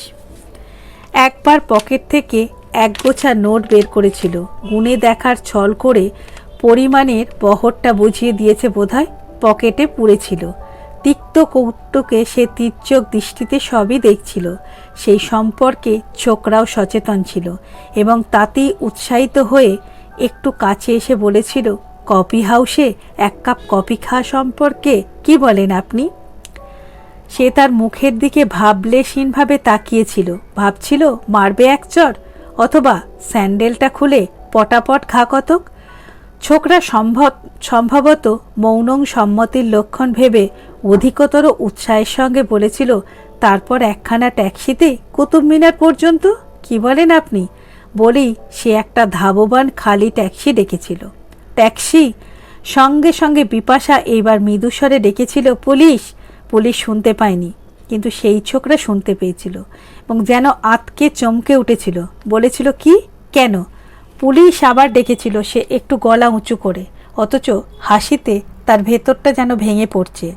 তখন ছোকরার চোখ মুখ শুকিয়ে এক মুহূর্তে যা হয়েছিল তার উপমা পিন ফোটানো বেলুন ছাড়া কিছু হয় না। ট্যাক্সিটা এসে দাঁড়িয়ে তখন ছোকরা প্রায় ঝাঁপ দিয়ে পড়ে দরজা খুলে উঠতে চেয়েছিল, কিন্তু পা হড়কে পড়েছিল হুমড়ি খেয়ে। বেচারা আধখানা ট্যাক্সির মধ্যে, আধখানা বাইরের রাস্তায়। বেচারা কোনো রকমে উঠে গাড়িতে বসেই বলেছিল, চালাও জলদি। ওকে ভয় দেখাতে কৌতুক করে এক পা এসেছিলেন বিপাশা, যেন গাড়িটা ধরবে। ড্রাইভার একটু বিস্মিত হয়ে গিয়েছিল, স্টার্ট দিতে দেরি করছিল। ছোকরা এবার চিৎকার করে উঠেছিল, শব্দ করে। আর থাকতে পারেনি বিপাশা। সে ফিরে হন হন করে চলে এসেছিল মার্কেটের কোনো এক নির্জন কোণে দাঁড়িয়ে প্রাণ খুলে হাসতে। চটচটিও বার 2-3 সে চালিয়েছে। এইসব ছ্যাঁচোর ছিচকে চোরের মতো। এরা বাদ দিয়ে সুস্থ সবল তরুণেরা যেন প্রেমের ক্ষেত্রে একটু বোকা বোকা, কেউ কেউ আবার বেশ উত্তেজিত হয়ে পড়ে। সেটা এদের, অন্তত এই ভদ্রলোকের কবিতা আবৃত্তির মধ্যে স্পষ্ট। এই দেশেরই বা দোষ কি? কোনো দেশের পুরুষরাই তো নয়। যুদ্ধের মতো কঠিন নিষ্ঠুর ক্ষেত্রে মাতাহারিরা কি খেলাই না খেলে গেছে। ভদ্রলোকের আবৃত্তি শুনে সব কথাই তাই মনের মধ্যে পরপর ভেসে গিয়েছিল, কিন্তু তার মধ্যে একটি কৌতুক উপভাগকারিণী মনের প্রসন্নতায় বক্র হাসি ফুটিয়ে তুলেছিল তার মুখে। ঠিক এই সময়ই ফিরেছিল যশোদা। রবিবার রাত, তাই একবার মার্কেটে গিয়েছিল স্বামী স্ত্রীতে। রাতে একটু ভালো খাওয়া দাওয়া করবে। আজ তাদের বিয়ের অ্যানিভার্সারি। চটে গিয়ে বিপাশা বলেছিল, কিন্তু তুমি আমাকে কাল তো বলনি। লজ্জিত হয়ে যশোদা বলেছিল, বলতাম, কিন্তু কি কিন্তু? তুমি ইচ্ছে করে বলনি। না মিস ভট্টাচার্যা, আমি অপরাধী। আমার কাছে শুনুন, কাল সারাটা দিন ওর সঙ্গে আমার বাক্যালাপ ছিল না। ওই কোয়ার, যশোদা বলেছিল, সে ভাই দুটো বেড়ালের মতো। ও কোণ থেকে ও করছে, কোণ থেকে আমি করছি জানো, একবার খেপে গিয়ে বাচ্চাটাকে আমি মেরেছিলাম, and he jumped on me. সত্যি বলছি, খপ করে পিছন দিক থেকে আমার বেনি ধরে টেনে বলেছিল, খবরদার আমার বাচ্চাকে তুমি মারবে না। নিজের হাতখানা বিপাশার চোখের সামনে ধরে তালোয়ারকর বলেছিল, দেখুন হাতটা কি করেছে, দেখুন নখের আঁচড়। বিপাশা হেসে উঠেছিল এবার, বলেছিল, ছি ছি ছি, পাড়া জানিয়ে করছো তো সব। এই constitution house, all India international মুসাফেরখানা ছাড়িয়ে গেল তো বিস্ময়। তলোয়ারকর বলেছিল, হলপ করে বলতে পারি, in the name of god. ওই কোয়ারল বাট ভেরি সাইলেন্টলি। একবার চাপা গলায় বলেছিলাম, বাচ্চা আমার, খবরদার মারবে না, তাও মারাঠিতে। ওই তার উত্তরে জোরে চেঁচিয়ে উঠেছিল, কি? সব তখন ঘুমাচ্ছে অবশ্য। কেবল সামনের উইংয়ের ঘরটায় এক বাঙালি এসেছে। লোকটা জেগে কিছু লিখছিল, ও শুনছিল, কিন্তু বাচ্চাটা সিচুয়েশন শেপ করেছে, জোর চেঁচিয়ে কেঁদে উঠেছিল। লোকটা বাইরে এসেছিল, কিন্তু বাচ্চার কান্না শুনে ভাবল পড়ে টরে গেছে। বিপাশা কৌতুকে বলেছিল, লম্বা কালো মতো তো, সেও এক পাগল। আপন মনেই হাত পা নেড়ে কবিতা রিসাইট করতে করতে গেল করিডোর দিয়ে। তারপর তোমাদের মিটল কি করে? যশোদা বলেছিল, সেটা যার বিয়ে হয়নি সে শুনবার অধিকারী নয়, শুনলেও বুঝতে পারে না। ওটা বিবাহিতদেরই ওপেন সিক্রেট। ওদের একজন হলে জিজ্ঞাসাই করতো না কথাটা। বিপাশা বলেছিল, হ্যাঁ, বোকাদের সিক্রেট বুদ্ধিমানেরা বুঝতে পারে না। আমার বুঝে কাজ নেই, কিন্তু আমি আসছি আধ ঘন্টার মধ্যে বলেই উঠে দাঁড়িয়ে গেছিল। কনস্টিটিউশন হাউসের সামনে ট্যাক্সি স্ট্যান্ড, কার্জন রোডে ফটফটিয়া ছুটছে মিনিটে মিনিটে 4 আনা সিট কন্ট্যাক্ট পারকাশ পর্যন্ত। সে একটা ফটফটিয়ায় সওয়ারি হয়ে কনট সার্কাসে গিয়ে কিছু ফুল, কিছু মিষ্টি এবং বাচ্চাটার জন্য একটা বল কিনে নিয়ে ফিরে এসেছিল। যশোদা এবং তলোয়ারকর দুজনেই তাকে এরপর ধরেছিল রাত্রে খেয়ে যেতে হবে। বিপাশা তা প্রত্যাখ্যান করেনি, বলেছিল, নিশ্চয়ই তোমরা ভেবেছ, তোমরা না বললেও আমি চলে যেতাম। নেভার। আজ তোমাদের বিবাহিত জীবনের মধু এবং মাধুর্য অ্যানালিসিস করে তবে আমি যাব। যশোদা হেসেছিল, বলেছিল, রকেট ছুঁড়ে মহাশূন্যের তথ্য জানার মতো হবে আর কি। বিপাশা ওদের বাচ্চাকে কোলে নিয়ে চুমু খেয়ে বলেছিল, ও আমি জেনে গেছি যশোদা, এই দেখো তার স্বাদ আমি গ্রহণ করছি। তারপর তাকে নিয়ে সামনের মাঠে বল খেলা শুরু করে দিয়েছিল। কনস্টিটিউশন হাউসের প্রতি উইংসে সারবন্দি ঘর এবং সামনাসামনি 2 উইংসের মধ্যে সুন্দর একটি করে লন। সারাটা গ্রীষ্মকাল লোকে এই লনে খাট পেতে শুয়ে থাকে, বিকেলে ছেলেরা খেলা করে, শীতকালে মৌসুমি ফুলের সমারোহে ঝলমল করে। যশোদার বাচ্চাটি স্বাস্থ্যবান ছেলে, মহারাষ্ট্রীয় দৃঢ়তা যেন সর্বাঙ্গের গড়নের মধ্যে উদ্যত হয়ে আছে। রংটা মায়ের মতোই ফর্সা, এক মাথা কোকড়া চুল, গ্যালিসের মতো কাপড়ের ফিতেওয়ালা হাফ প্যান্ট পরা ছেলেটির মধ্যে একটা স্যান্ডো স্যান্ডো ভাব আছে। ছোটে যেন গুলবাগের মতো, পরেও কাঁদে না। বিপাশা পায়ে ঠেলে বল ছুঁড়ে দিচ্ছিল আর সে ছুটে গিয়ে ধরছিল। সেও পা দিয়ে মারতে চেষ্টা করছিল, মধ্যে মধ্যে পড়ছিল। বিপাশা তাকে উৎসাহিত করছিল বাহবা মেরে। লাল, সেও আধো আধো ভাষায় বলছিল, বাহ মেলে লাল লাল লাল। এর মধ্যে হঠাৎ একসময় বিপাশা শুনতে পেল সেই আবৃত্তি। খেলতে খেলতে থেমে গেল সেই বাঙালি ভদ্রলোক। এখন তার আবৃত্তি চলছে। ঘরের দরজা খুলে ঢুকে গেলেন, আবৃত্তি চলতে লাগলো। বহুদিন হলো কোন ফাগুনে ছিনু আমি তব ভরসায়, এলে তুমি ঘন বরসায়। বাহ, বরসায় বলার কায়দা আছে ভদ্রলোক, এবং আশ্চর্য ধৈর্যও আছে। একেবারে শেষ লাইন পর্যন্ত আবৃত্তি করে গেল। এ পরাণ ভরি যে গান বাজাবে সে তোমার কারো সায়, আজি জলভরা বরসায়। সে আবার কাঁপিয়ে হেলিয়ে বেঁকিয়ে কত কায়দায় বরসায়। ইচ্ছা হলো একবার ব্রাভো ব্রাভো বলে বাহবা দেয়, বা বলে আসে, মহাশয় প্রতিবেশীদের কর্ণগুলির জন্য একটু বিবেচনা করলে অত্যন্ত সুখী হইব। যশোদা এই মুহূর্তে ডাকিল, চা খাও। বাইরে বারান্দায় মোড়া এবং বেতের টেবিল পাতা হয়েছিল, সেখানে গিয়ে বসেছিল। ভদ্রলোক তখন থেমেছেন। সে বলছিল, বাবা, এতক্ষণে যেন থেমেছেন ভদ্রলোক, বোধহয় ক্লান্ত হয়েছেন। যশোদা বলছিল, ও যন্ত্রটি থামে না এবং দমও ফুরোয় না। কাল সকালে এসেছে, সারাটা দিন চলছে। আমরা রাত্রে যখন ঝগড়া করছি তখনও আবৃত্তি চলছে। বোধ করি হবে হয়তো অ্যাক্টর কিংবা অ্যামেচার। তলোয়ারকর বললেন, না, ইঞ্জিনিয়ার। ভাগরা নাঙাল দেখে পাঞ্জাব ঘুরে এসেছে, বাংলাদেশের ডিভিসি দামোদর ভ্যালি। ঠিক সেই মুহূর্তেই শোনা গেল, ওগো। যশোদা বলল, ওই শুরু হলো আবার। বলেছি তো, ওর জন্মক্ষণ থেকে ভগবান যন্ত্রটিতে অফুরন্ত দম দিয়ে রেখেছেন। বিপাশা অকস্মাৎ ঈষৎ চকিত হয়ে উঠল। খানিকটা চা চলকে পড়ে গেল টেবিল ক্লথের ওপর। যশোদা বলল, হোয়াটসঅ্যাপ, কি হলো? চুপ করো তো একটু, আবৃত্তি তখন চলছে। অপরূপা সুন্দরী বিয়াস, তপস্বিনী কুমারী বিপাশা। যশোদা বলল, স্ট্রেঞ্জ, বিপাশা? আরক্ত হয়ে বিয়াস বলল, চুপ করো। জীবনের মেটাতে পিপাসা, তোমার তরঙ্গময়ী উজ্জ্বল যৌবন স্রোতে মর্তসীমা গির চূর হতে প্রচণ্ড আবেগে যদি ঝাঁপ দিয়ে পড়ি, তব দ্বারে করাঘাত করি, আকুল প্রেমার্ত মোর জীবনের অর্ঘ্য তুলে ধরি, তাও তুমি নেবে না সুন্দরী? উঠে দাঁড়ালো বিপাশা উত্তেজনার বশে। যশোদা প্রশ্ন করল, কি বলছে? তলোয়ারকর প্রশ্ন করলেন, কি তোমাকে বলছে?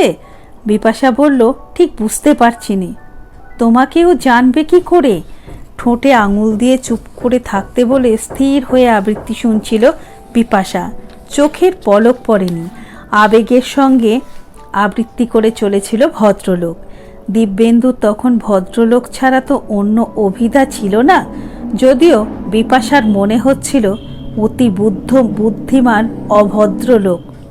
পায়ের নখ থেকে মাথার চুল পর্যন্ত তার ক্ষুব্ধ উত্তেজনায় উত্তপ্ত হয়ে উঠেছিল।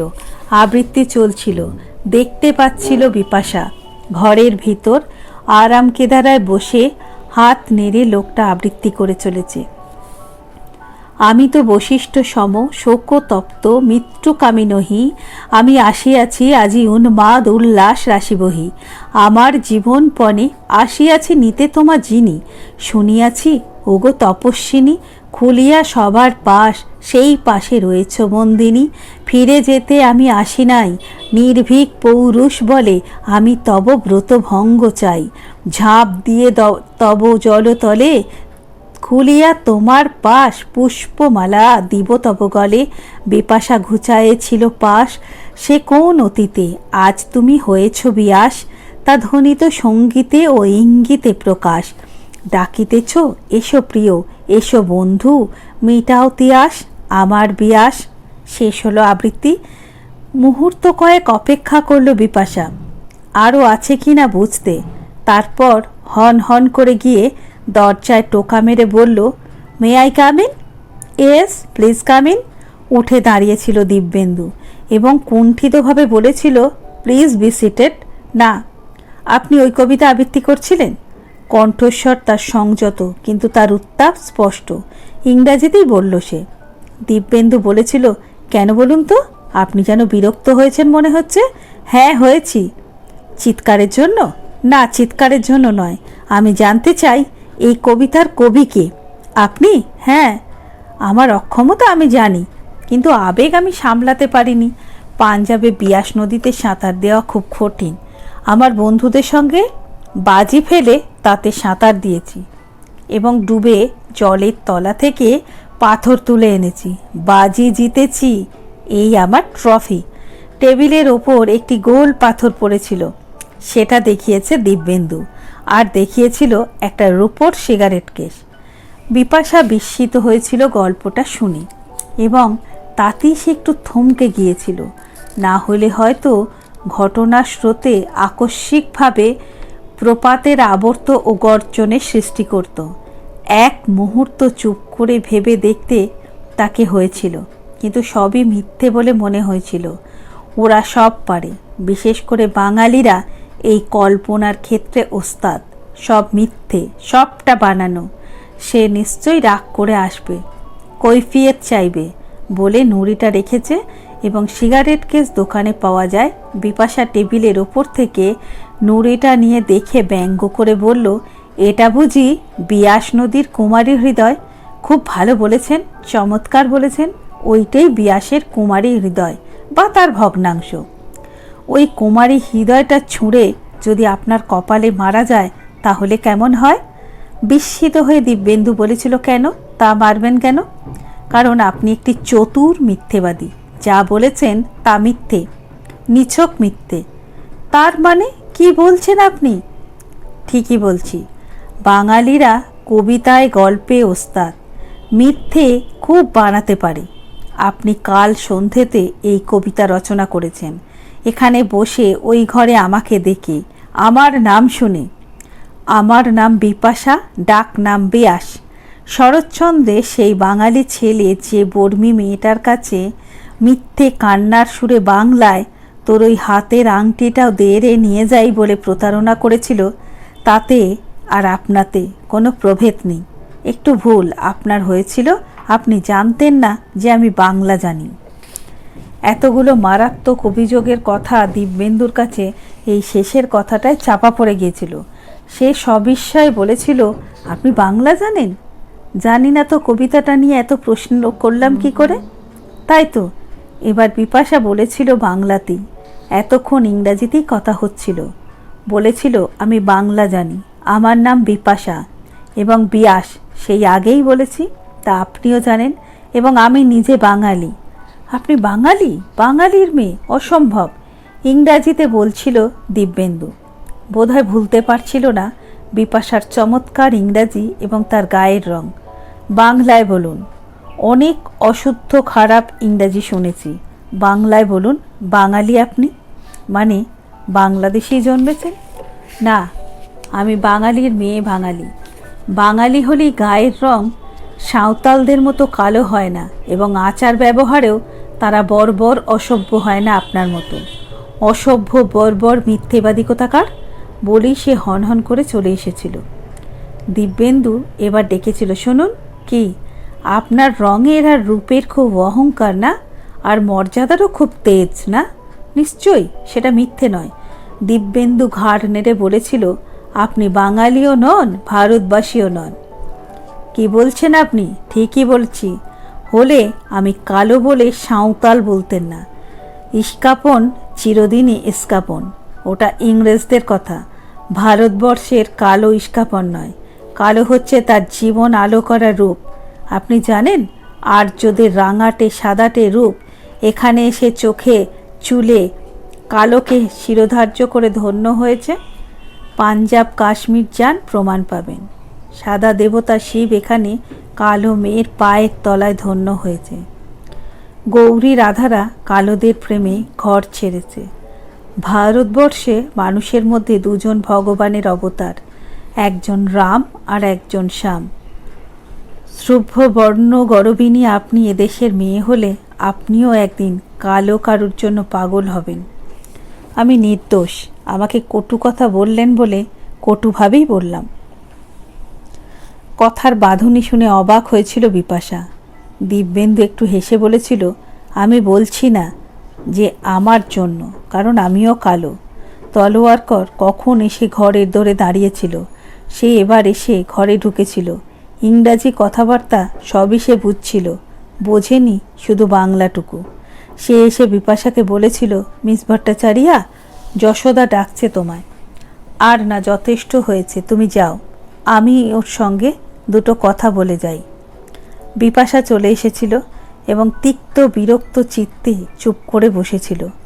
এতক্ষণে তার যেন সবটা খতিয়ে দেখার অবকাশ হয়েছিল। ভাবছিল হয়তো তাকে সত্যি শাস্তি দেওয়া উচিত ছিল, নয় এতটা করা উচিতই হয়নি। ভাবছিল কালই সে প্রধানমন্ত্রীর কাছে চিঠি লিখে সব জানাবে।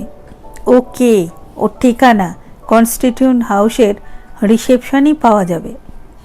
আইন মতো ওর প্রতিকারে তার সাধ্য নেই, কিন্তু স্বাধীন ভারতে এইভাবে কোনো কুমারীর অপমান করলে কি কোনো প্রতিকার হবে না? ঠিক এই সময়ই ফিরে এসেছিল তলোয়ারকর, হাতে একখানা উর্দু হরফে ছাপা কাগজ, মফস্বলের সাপ্তাহিক সংবাদপত্র। তলোয়ারকর বলেছিল, একটু বেশি করে ফেলেছ বিপাশা।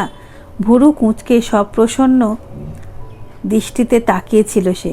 হেসে তলোয়ারকর বলেছিল, কাগজটা পড়ো। জম্বুর কাগজ। কি আছে ওতে? ও সত্যি বাজি রেখে বিয়াসে সাঁতার দিয়ে এপার ওপার করেছে, ডুব দিয়ে নিচে থেকে পাথর তুলেছে। ওরা কয়েকজন ইঞ্জিনিয়ার বেড়াতে গিয়ে কাণ্ডটা করেছিল, তাই বেরিয়েছে কাগজটায়। কাগজটা নিয়ে পড়তে বসেছিল বিপাশা। খবরটা সত্য। একটু স্তব্ধ হয়ে বসে থেকে বলেছিল, তাই তো? যশোদা হেসেছিল খুব। তুমি তো খুব ওকে বকে দিলে। ও কি বকুনি? পাথরটা নিয়ে বলে, কুমারী হৃদয়টা কপালে ছুঁড়ে মারলে কি হয়, তুমি তাই লয়ার হও। বিপাশা তলোয়ারকরকে বলেছিল, ভদ্রলোককে ডাকুন না মিস্টার তলোয়ারকর। তলোয়ারকর বেরিয়ে গেলেন। মিস্টার চ্যাটার্জি? আবার ডাকলেন, মিস্টার চ্যাটার্জি। সঙ্গে সঙ্গে এগিয়ে গেলেন। বিপাশাও বেরিয়ে এসে দাঁড়ালো। তলোয়ারকর তখন উইংয়ের ভদ্রলোকের বারান্দায় ঘরের দরজায় দাঁড়িয়ে বলছেন, এই যে তালা দেওয়া দেখছি, বেরিয়ে গেলেন? বিপাশা থাকতে দিব্যেন্দু ফেরেনি। পরদিন গিয়েও দেখা পায়নি, দিব্যেন্দু চলে গিয়েছিল। তলোয়ারকর তার হয়ে মাপ চেয়েছিলেন। দিব্যেন্দু বলেছিল, মাপ কিসের, তো একটা সুন্দর পরিহাস হয়ে গেল, অম্ল মধুর। তলোয়ারকর হেসে বলেছিল, ভদ্রলোক মুগ্ধ হয়ে গেছে তোমাকে দেখে। যশোদা ঠাট্টা করেছিল, কথায় না রূপে, দুয়েই। তবে বারবার প্রশ্ন করছিল, বাঙালি, আশ্চর্য তো। মা পাঞ্জাবি হলেও চুল, চোখ, রং, আশ্চর্য তো। তার এই 22 বছর জীবনে একটা যুগান্তর ঘটে গেছে সমাজে, দেশে, তবু তাই বা কেন সারা পৃথিবীতে? গোটা পৃথিবীটা একটা আগ্নেয়গিরির মতো অগ্নুদ্গার করলে ভূমিকম্প হলো। এর মধ্যে কতজন পুড়ে ছাই হলো, কতজন গড়িয়ে কোথা হতে কোথায় গেল, তার হিসেব এত লম্বা যে মনে করতে বসে মনের খাতা খুলেও মনে করা যায় না। ছোটোখাটো ঘটনাগুলো যেন এক দফা, আর এক দফা আবার এক দফা বিবিধ খরচ বাবদ একটা সমষ্টিভূত অঙ্কের মতো হয়ে গেছে। একসঙ্গে তালগোল পাকিয়ে এতদিনে কাদার তাল জমে শক্ত হয়ে যাওয়ার মতো নিরেট বস্তুতে পরিণত হয়েছে। নিজে ওই কাদার তাল হয়ে যাওয়া বহু জনের সঙ্গে একসঙ্গে ঠাসা হয়ে কোনো একটা শ্রেণীর তালের মধ্যে হারিয়ে যায়নি, এই ঢের। ভাগ্যই হোক আর ঘটনা বৈচিত্র্যের আনুকূল্যেই হোক, নিজে সে একটা পাথরের মতো বা নুড়ির মতো নিজের স্বাতন্ত্র্য বজায় রেখে পাঞ্জাব থেকে দিল্লি, দিল্লি থেকে বিহারের প্রান্ত সীমায় পাঞ্চেত মাইথন এলাকা পর্যন্ত অন্তত 1000 মাইল পথ এবং 1947 সাল থেকে 1958 সাল পর্যন্ত 10টা বছর সে চলে এসেছে এবং তার কেটে গিয়েছে। এর মধ্যে এত ঘটনা অত্যন্ত দ্রুত গতিতে পরপর ঘটে গেছে যে ওই হিসেবের এক এক দফা বিবিধ খরচ জমার মতো জমাট বাঁধা পৃথক করে মনে করা যায় না, মানুষও মনে পড়ে না। পরে সর্দার হরদয়াল সিংকে, তার সঙ্গে সেই কয়েকটা বিচিত্র দিন, সে তার অবিস্মরণীয় কয়েকটি দিন, অক্ষয় সম্পদ তার জীবনে। দিব্যেন্দুর সঙ্গে ওই প্রথম সাক্ষাতের বিচিত্র কলহ এবং তার শেষ, এটিও একটি তেমন ঘটনা। আশ্চর্য লোক, সবল, স্বাস্থ্যবান, লম্বা টিকলো নাক, টানা চোখ, ভারী গলা, পাগলা পাগলা মানুষ, কালো রঙের গরবে গৌরবান্বিত বোধই করে না। সে কালের দুর্বাসা বিশ্বামিত্রের মতো অভিসম্পাত দেয় বেশ সুন্দর সরস ভাষায়। ওগো শুভ্র বর্ণ গিরিবিনী, কালোকেই তোমাকে ভালোবাসতে হবে, অবশ্য আমাকে নয়, যদিও আমি কালো। তার মধ্যে তীব্রতার চেয়ে রসজ্ঞানের পরিচয়ই ছিল বেশি। স্মৃতিটি তার কাছে জীবনের অম্ল মধুর স্মৃতির শ্রেষ্ঠ স্মৃতি। বাকিগুলির অন্তত যা তার মনে রেখাপাত করেছে তার কিছু অতি তিক্ত, অতি অমৃত মধুর। সবই প্রায় তার এই শুভ্র দেহবর্ণ, চোখ, চুল, যা ইউরোপের রূপের আভাস দেয় তাই উপলক্ষ করে। এটা এসেছে তার মায়ের দিক থেকে। মা ছিলেন পাঞ্জাবি পণ্ডিতের কন্যা। মাতামহ নাকি খ্যাতিসম্পন্ন নিষ্ঠাবান সংস্কৃত পণ্ডিত ছিলেন। বাড়ি ছিল বিপাশার তটে একখানি গ্রামে, মিয়ানি শহরের কাছে। তাদের বংশে নাকি এই ধরনের রূপের মধ্যে মধ্যে বিচিত্র আবির্ভাব হতো। বারবার ফলিত সত্য হিসাবে মাতামহ বংশের বিশ্বাস ছিল, এই রূপ যখন পুত্রকে আশ্রয় করে আসে তখন বংশের সমৃদ্ধি হয়, খ্যাতিতে রাজ প্রতিষ্ঠা আসে, আর মেয়ে হলে আসে বিপদ, প্রচণ্ড আঘাত পড়ে বংশে ওই মেয়েকে উপলক্ষ করে। শর্মা বংশ প্রাচীন বংশ। আদি পুরুষ থেকে মাতামহ, চতুর্মুহ, শর্মাচার্য পর্যন্ত বহু শাখায় বিভক্ত। কাশ্মীর, পাঞ্জাব জুড়ে ছড়িয়ে আছে। সব শাখাতেই এমন আবির্ভাব হয়েছে এবং এমন ঘটনাই ঘটেছে। কাশ্মীর, জম্বুতে, পশ্চিম পাঞ্জাবে ঝিলমের ধারে 3টি নামী ব্রাহ্মণ জমিদার জায়গিরদারের বংশ আছে, যাদের ঘরে জন্মেছিল এমন রূপের ছেলে। একটি শাখা মুসলমান হয়ে গেছে। সিন্ধুর ধারে তাদের ঘর জন্মেছিল এমনই একটি মেয়ে, মেয়েকে কেড়ে নিয়ে গিয়েছিল এক নবাব। 2টি শাখা আছে যাদের ঘরের কন্যার জন্য গোটা পাঞ্জাবের ব্রাহ্মণ বংশ লালায়িত। তার কারণ এমনই রূপের 2টি মেয়ের রূপের জন্য যখন মদত্ত দেহভোগীরা লালায়িত হয়ে এসে চড়াও করল, তখন একজন শিবিকার মধ্যে বিষ খেয়ে মরেছিল এবং একজন নিজের হাতে চিতা জেলে তাতে ঝাঁপিয়ে পড়ে জহর ব্রত উদযাপন করেছিল। এক শাখা গুরু নানকের সময়ই তার প্রত্যক্ষ সংস্পর্শে এসে গিয়েছিল। তাদের বংশে জন্মেছিল এমনি এক মেয়ে। কালটা তখন ভীষণ কাল, নাদির শাহী আমলে সদ্য কেটেছে। শাহ দিল্লি, পাঞ্জাব শ্মশান করে চলে গিয়েছে বছরখানেক কি বছর 2। তখন জন্মেছিল এই মেয়ে। সলা পরামর্শ অনেক হয়েছিল এই মেয়েকে রাখা উচিত হবে কিনা সে নিয়ে। মমতা জয়ী হয়েছিল, কিন্তু তার ফল ফলেছিল ঠিক। আমে দশা আবদালি এলো হিন্দুস্তানে। দিল্লির হারেম থেকে 2 বাদশাহজাদির সঙ্গে যখন মথুরা পর্যন্ত এলাকার হাজার হাজার মেয়েকে তারা বাঁধি করে লুট করে নিয়ে যায়, তখন তাদের বংশের এই মেয়ে নিয়ে এদের ঘরে জ্বলছিল আগুন। বাপ নিজে হাতে বেটিকে কেটে আফগানদের সঙ্গে লড়াই করে শহীদ হয়েছিল। মা এক ছেলে নিয়ে পালিয়ে গিয়েছিল কোনো সুদূর দেহাতে। সেখান থেকে এসে আশ্রয় নিয়েছিল অমৃতসরে।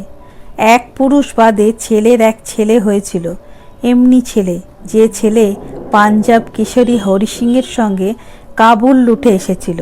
সর্দার হরি সিংয়ের পাশেই থাকতো এই সর্দার। কালো ঘোড়ার ওপরে লালচে চুল, দাড়ি, পিঙ্গল চোখ, এই সওয়ার ছিল আফগানদের বিভীষিকা।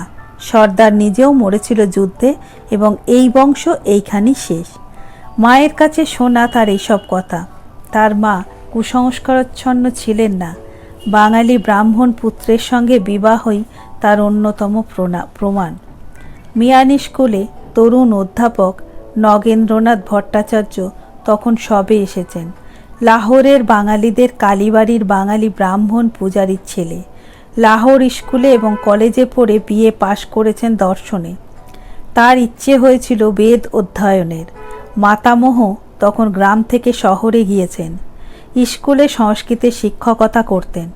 সামান্য খতিয়ার যজমানদের যোগ্য করে তার সংসার চলে না।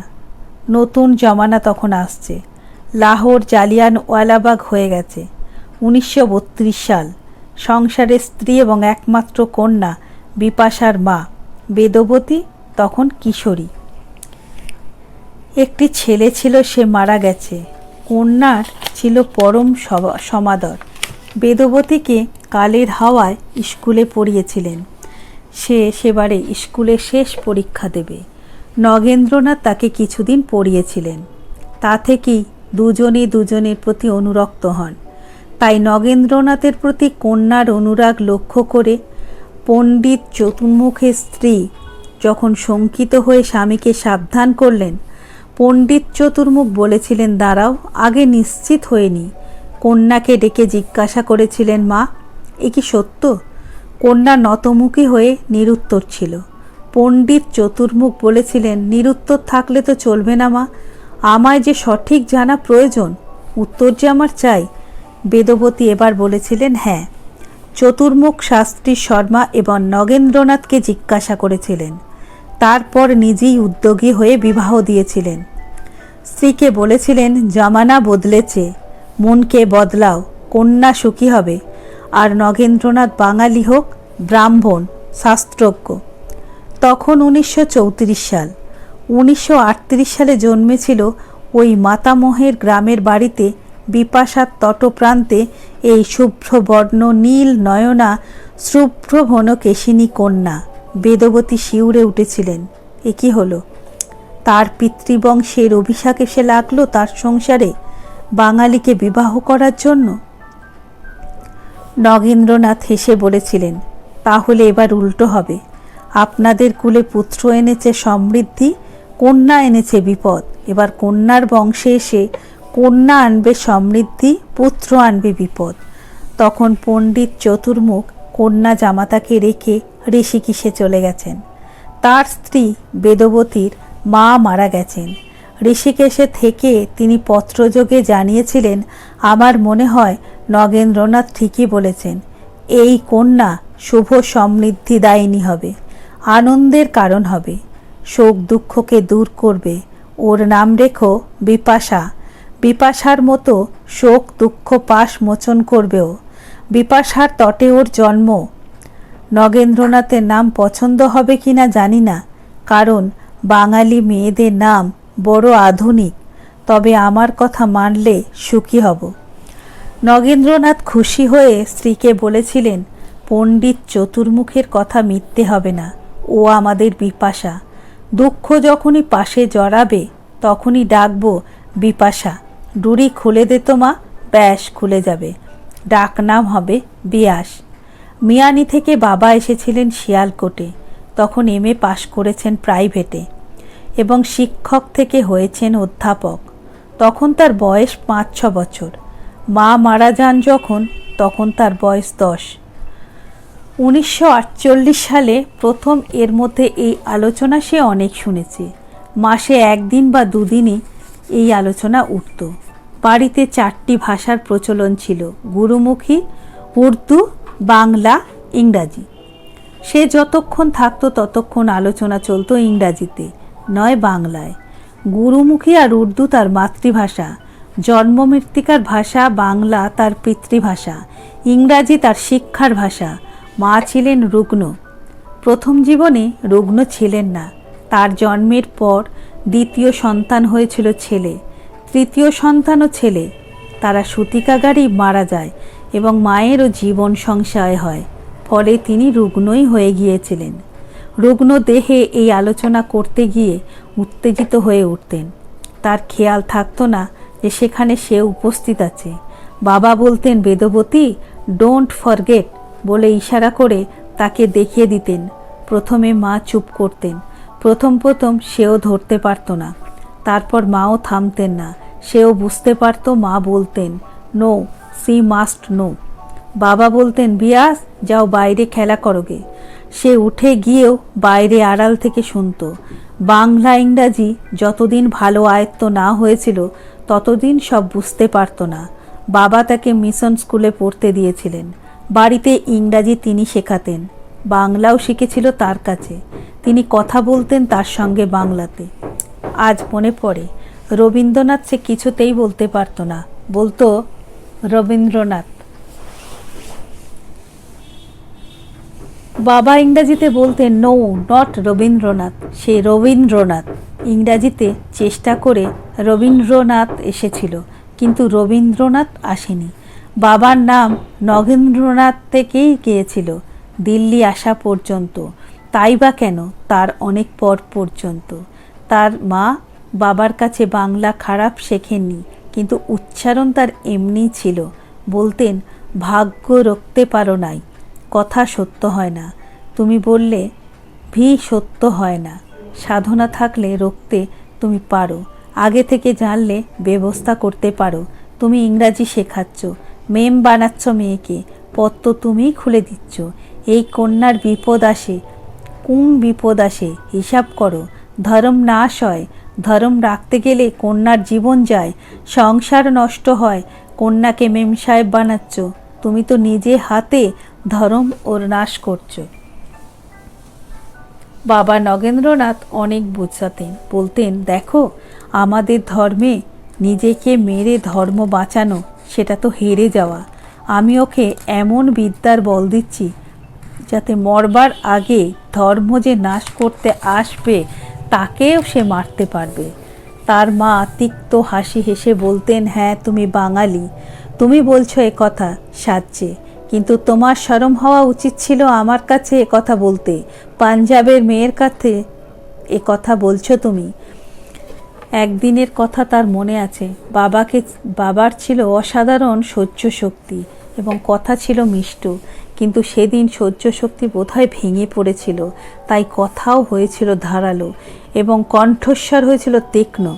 দেখো, তোমরা পাঞ্জাবি ব্রাহ্মণ, ভারতবর্ষে তোমরা বীরও বটে, আর্য বংশের পাণ্ডিত্যের অহংকারও করতে নিশ্চয়ই পারো, কিন্তু একটা কথা ভুলে যেও না, দুনিয়া এক জায়গায় দাঁড়িয়ে নেই। দুনিয়াও নেই, মানুষের বিদ্যা জ্ঞান তাও নেই। সবই সেকালের ভালো ছিল। সে জামানায় সাচ্চা আর এ জামানার ঝুটো, এই ভাববার কোনো কারণ নেই। আগে গ্রহণ কি করে হতো জানতো না, ভাবতো রাহুতে খাচ্ছে। এখন তা ভাবে না, কারণটা জানা হয়েছে। আগে জানতো না ভূমিকম্প কেমন করে হয়, এখন জেনেছে তাতে দুনিয়ায় অকল্যাণ হয়নি। সেটা আমরা বাঙালিরা যদি তোমাদের আগে জেনে থাকি, তবে মিছে বাঙালি বাঙালি বলে চিমটি কেটে কী লাভ? ও স্বভাবটাই হলো মূর্খের। তার মায়ের মুখ ফ্যাকাশে হয়ে গিয়েছিল। সে বলেছিল, তুমি অমন করে কথা বলছো আমাকে। কথাবার্তা বাংলায় শুরু হয়েছিল, কিন্তু মাঝখান থেকে পাল্টে শুরু হয়েছিল গুরুমুখীতে। বাবাই শুরু করেছিলেন। বোধহয় ভেবেছিলেন বাংলায় বললে মা সব ঠিক ঠিক ধরতে পারবে না। মায়ের কথার উত্তরে বাবা হেসে হেসে সস্নেহে বলেছিলেন, মাপ করো বেদবতী, আমার মেজাজটা কেমন ঠিক ছিল না, কিন্তু তুমি খানিকটা অবুঝের মতো কথা বলছো। তুমি ভেবে দেখো। কা দেখুঙ্গি সোচকে, যা হবার তা এই এমনই করেই হয়। না ভেবে দেখো তুমি।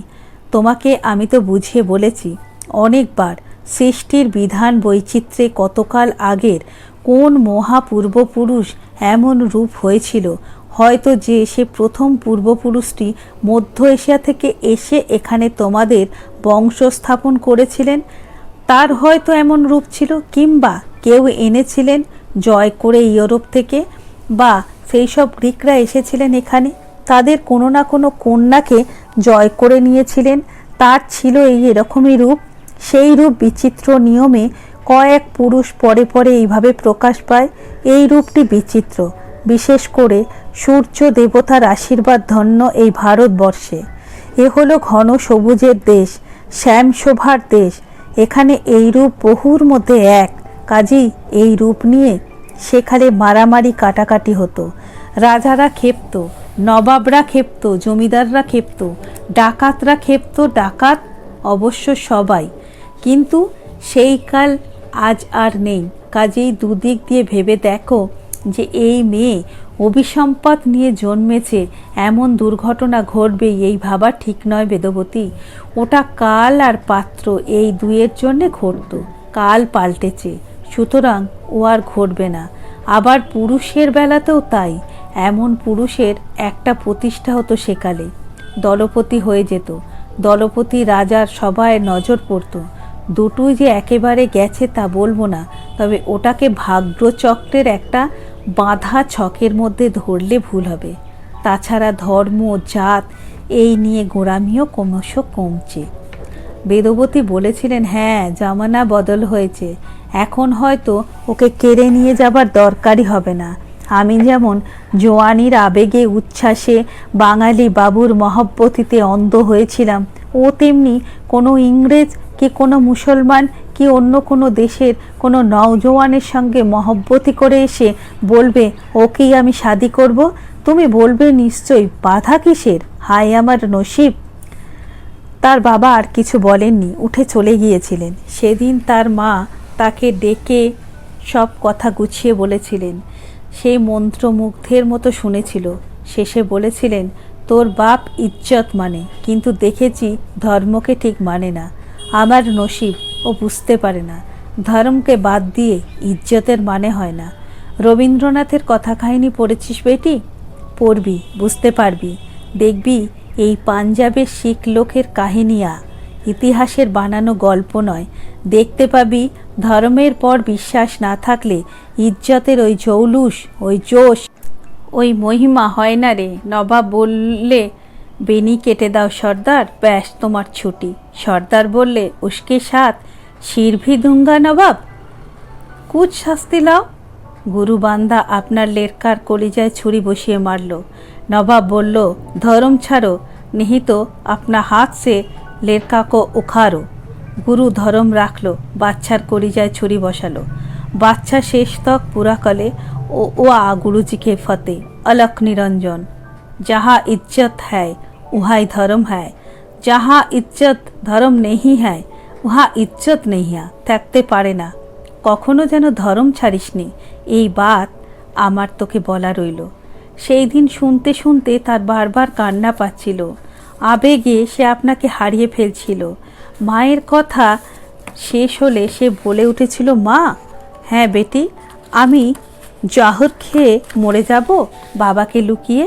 শিউরে উঠে মা বলেছিলেন, না রে বেটি, কভি না। মরবি কেন? তা তো বলিনি আমি। মরনা তো 1 মিনিটের বাত, मरना है तो लड़ाई से तेज से मरना है, पहला मारना है, पीछे मरना है, डरना नहीं है, धर्म के इज्जत के प्रेम से मरना है। একটু চুপ করে থেকে বলেছিলেন, তবে শুধিয়ে নিস তোর পিতাজিকে, তোর ধর্মটা কি। মায়ের মৃত্যুর 1 বছর পর সেদিন স্বাধীনতার আনন্দ উল্লাসকে আঘাত করে এলো দাঙ্গা। জ্বলে উঠল সমস্ত পাঞ্জাব। যেদিন তার বাবা তাকে নিয়ে একটা দলের সঙ্গে শিয়ালকোট ছাড়লেন, সেই দিন সকালবেলায় তিনি তার মুখের দিকে যেন এক বিচিত্র বিস্তৃত দৃষ্টিতে তাকিয়েছিলেন। সে ভয় পেয়েছিল। বলেছিল, কি বাবা? বাবা বলেছিলেন, কিছু না, বলে চলে গিয়েছিলেন ঘর থেকে। কিছুক্ষণ পর ফিরে এসে বলেছিলেন, তোকে আমি মিশনারিদের ওখানে পাঠিয়ে দেব। পাঞ্জাবি সালোয়ার ছেড়ে তুই ফ্রক পরে নি। সে প্রশ্ন করেছিল, কেন বাবা? বাবা বলেছিলেন, দেখছিস না তো মা, কি হাল চারদিকে, ওখানে তুই নিরাপদে থাকবি। এরপর সব সামলে আমি তোর খোঁজ করে নিয়ে যাব। মেয়ে চুপ করে থেকে বলেছিল, ওরা যদি তখন ছেড়ে না দেয় বাবা, খ্রিস্টান করে দেয়। মিশনে তো খ্রিস্টান ছাড়া কেউ থাকতে পারে না। বাবা চুপ করেছিলেন। বিপাশা আবার বলেছিল, ওরা যদি ওখান থেকে জবরদস্তি ছিনিয়ে নেয় বাবা, আমাকে তো আমার চোখে আর চুলের জন্য সবাই চেনে। তার মনে তখন সেই মায়ের শোনানো গল্প যেন ধ্বনিময় হয়ে মনের মধ্যে বেজে চলেছিল। স্মৃতির মধ্যে যেন গ্রামোফোন রেকর্ডের মতো মায়ের কণ্ঠস্বরের কথাগুলো ধ্বনিত হচ্ছিল। উত্তর পায়নি বাপের। সে আবার প্রশ্ন করেছিল, মর যাউঙ্গি বাবুজি, জিও জহর পিকে? বাবা চমকে উচ্চ কণ্ঠে যেন চিৎকার করে উঠেছিলেন, না, নেহি নেহি করনাই কাম, খবরদার। তব বাবা বলেছিলেন, মরতে তোর ভয় করে না? না, তবে তুই আমার সঙ্গে চলবি। পথে যদি হামলা হয়, আমি যদি মরি কি হেরে যাই, তবে সেইখানে তুই মরবি। কি করে মরবে সে বাবা বলেনি, তবে ছুরি একখানা তার কাছে ছিল।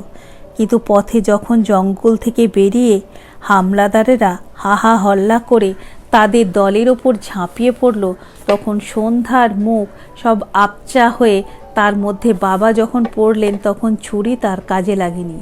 রাস্তাটার এক পাশে জঙ্গল, এক পাশে একটা খাদ। সেই খাদের মধ্যে সে পড়ে গিয়েছিল। নিজে লাফিয়েছিল না পা হড়কে পড়ে গিয়েছিল সে কথা স্মরণ নেই। পড়ে গিয়েছিল একটা ঝোপের ওপর। নিচে পাথরে পড়লে চুর হয়ে যেত, তবে লাফিয়ে সে পড়েনি, এ কথা সে মনে করতে পারে না। মায়ের বলা গল্প সেই আতঙ্কের মধ্যেও তার কানের পাশে যেন গ্রামোফোন রেকর্ডের মতো বেজে চলেছিল। বন্ধুরা, এতক্ষণ শুনছিলেন তারাশঙ্কর বন্দ্যোপাধ্যায়ের বিখ্যাত উপন্যাস বিপাশা গল্পটির প্রথম পর্ব। খুব শীঘ্রই আপনাদের কাছে নিয়ে আসবো এর পরের পর্ব। আজকের গল্পটি যদি আপনাদের ভালো লাগে, তাহলে প্লিজ আমার চ্যানেলটা সাবস্ক্রাইব করে নিয়ে আমার সাথে থাকবেন। পাশে থাকা বেল বাটনটা অন করে দিয়ে অলে ক্লিক করে দেবেন, যাতে যখনই আমি কোনো নতুন গল্প আপলোড করব তার নোটিফিকেশান আপনাদের কাছে পৌঁছে যায়। গল্প ভালো লাগলে অবশ্যই সঙ্গে থাকবেন। কমেন্ট করবেন আপনারা কোন ধরনের গল্প শুনতে চান। গল্প শোনার আদর্শ ঠিকানা বেঙ্গলি স্টোরি হাব। শুনতে থাকুন, সঙ্গে থাকুন। ভালো থাকবেন, সুস্থ থাকবেন। আবার দেখা হচ্ছে নতুন আরেকটি পর্ব নিয়ে। এতক্ষণ আমার সঙ্গে থাকার জন্য অনেক অনেক ধন্যবাদ।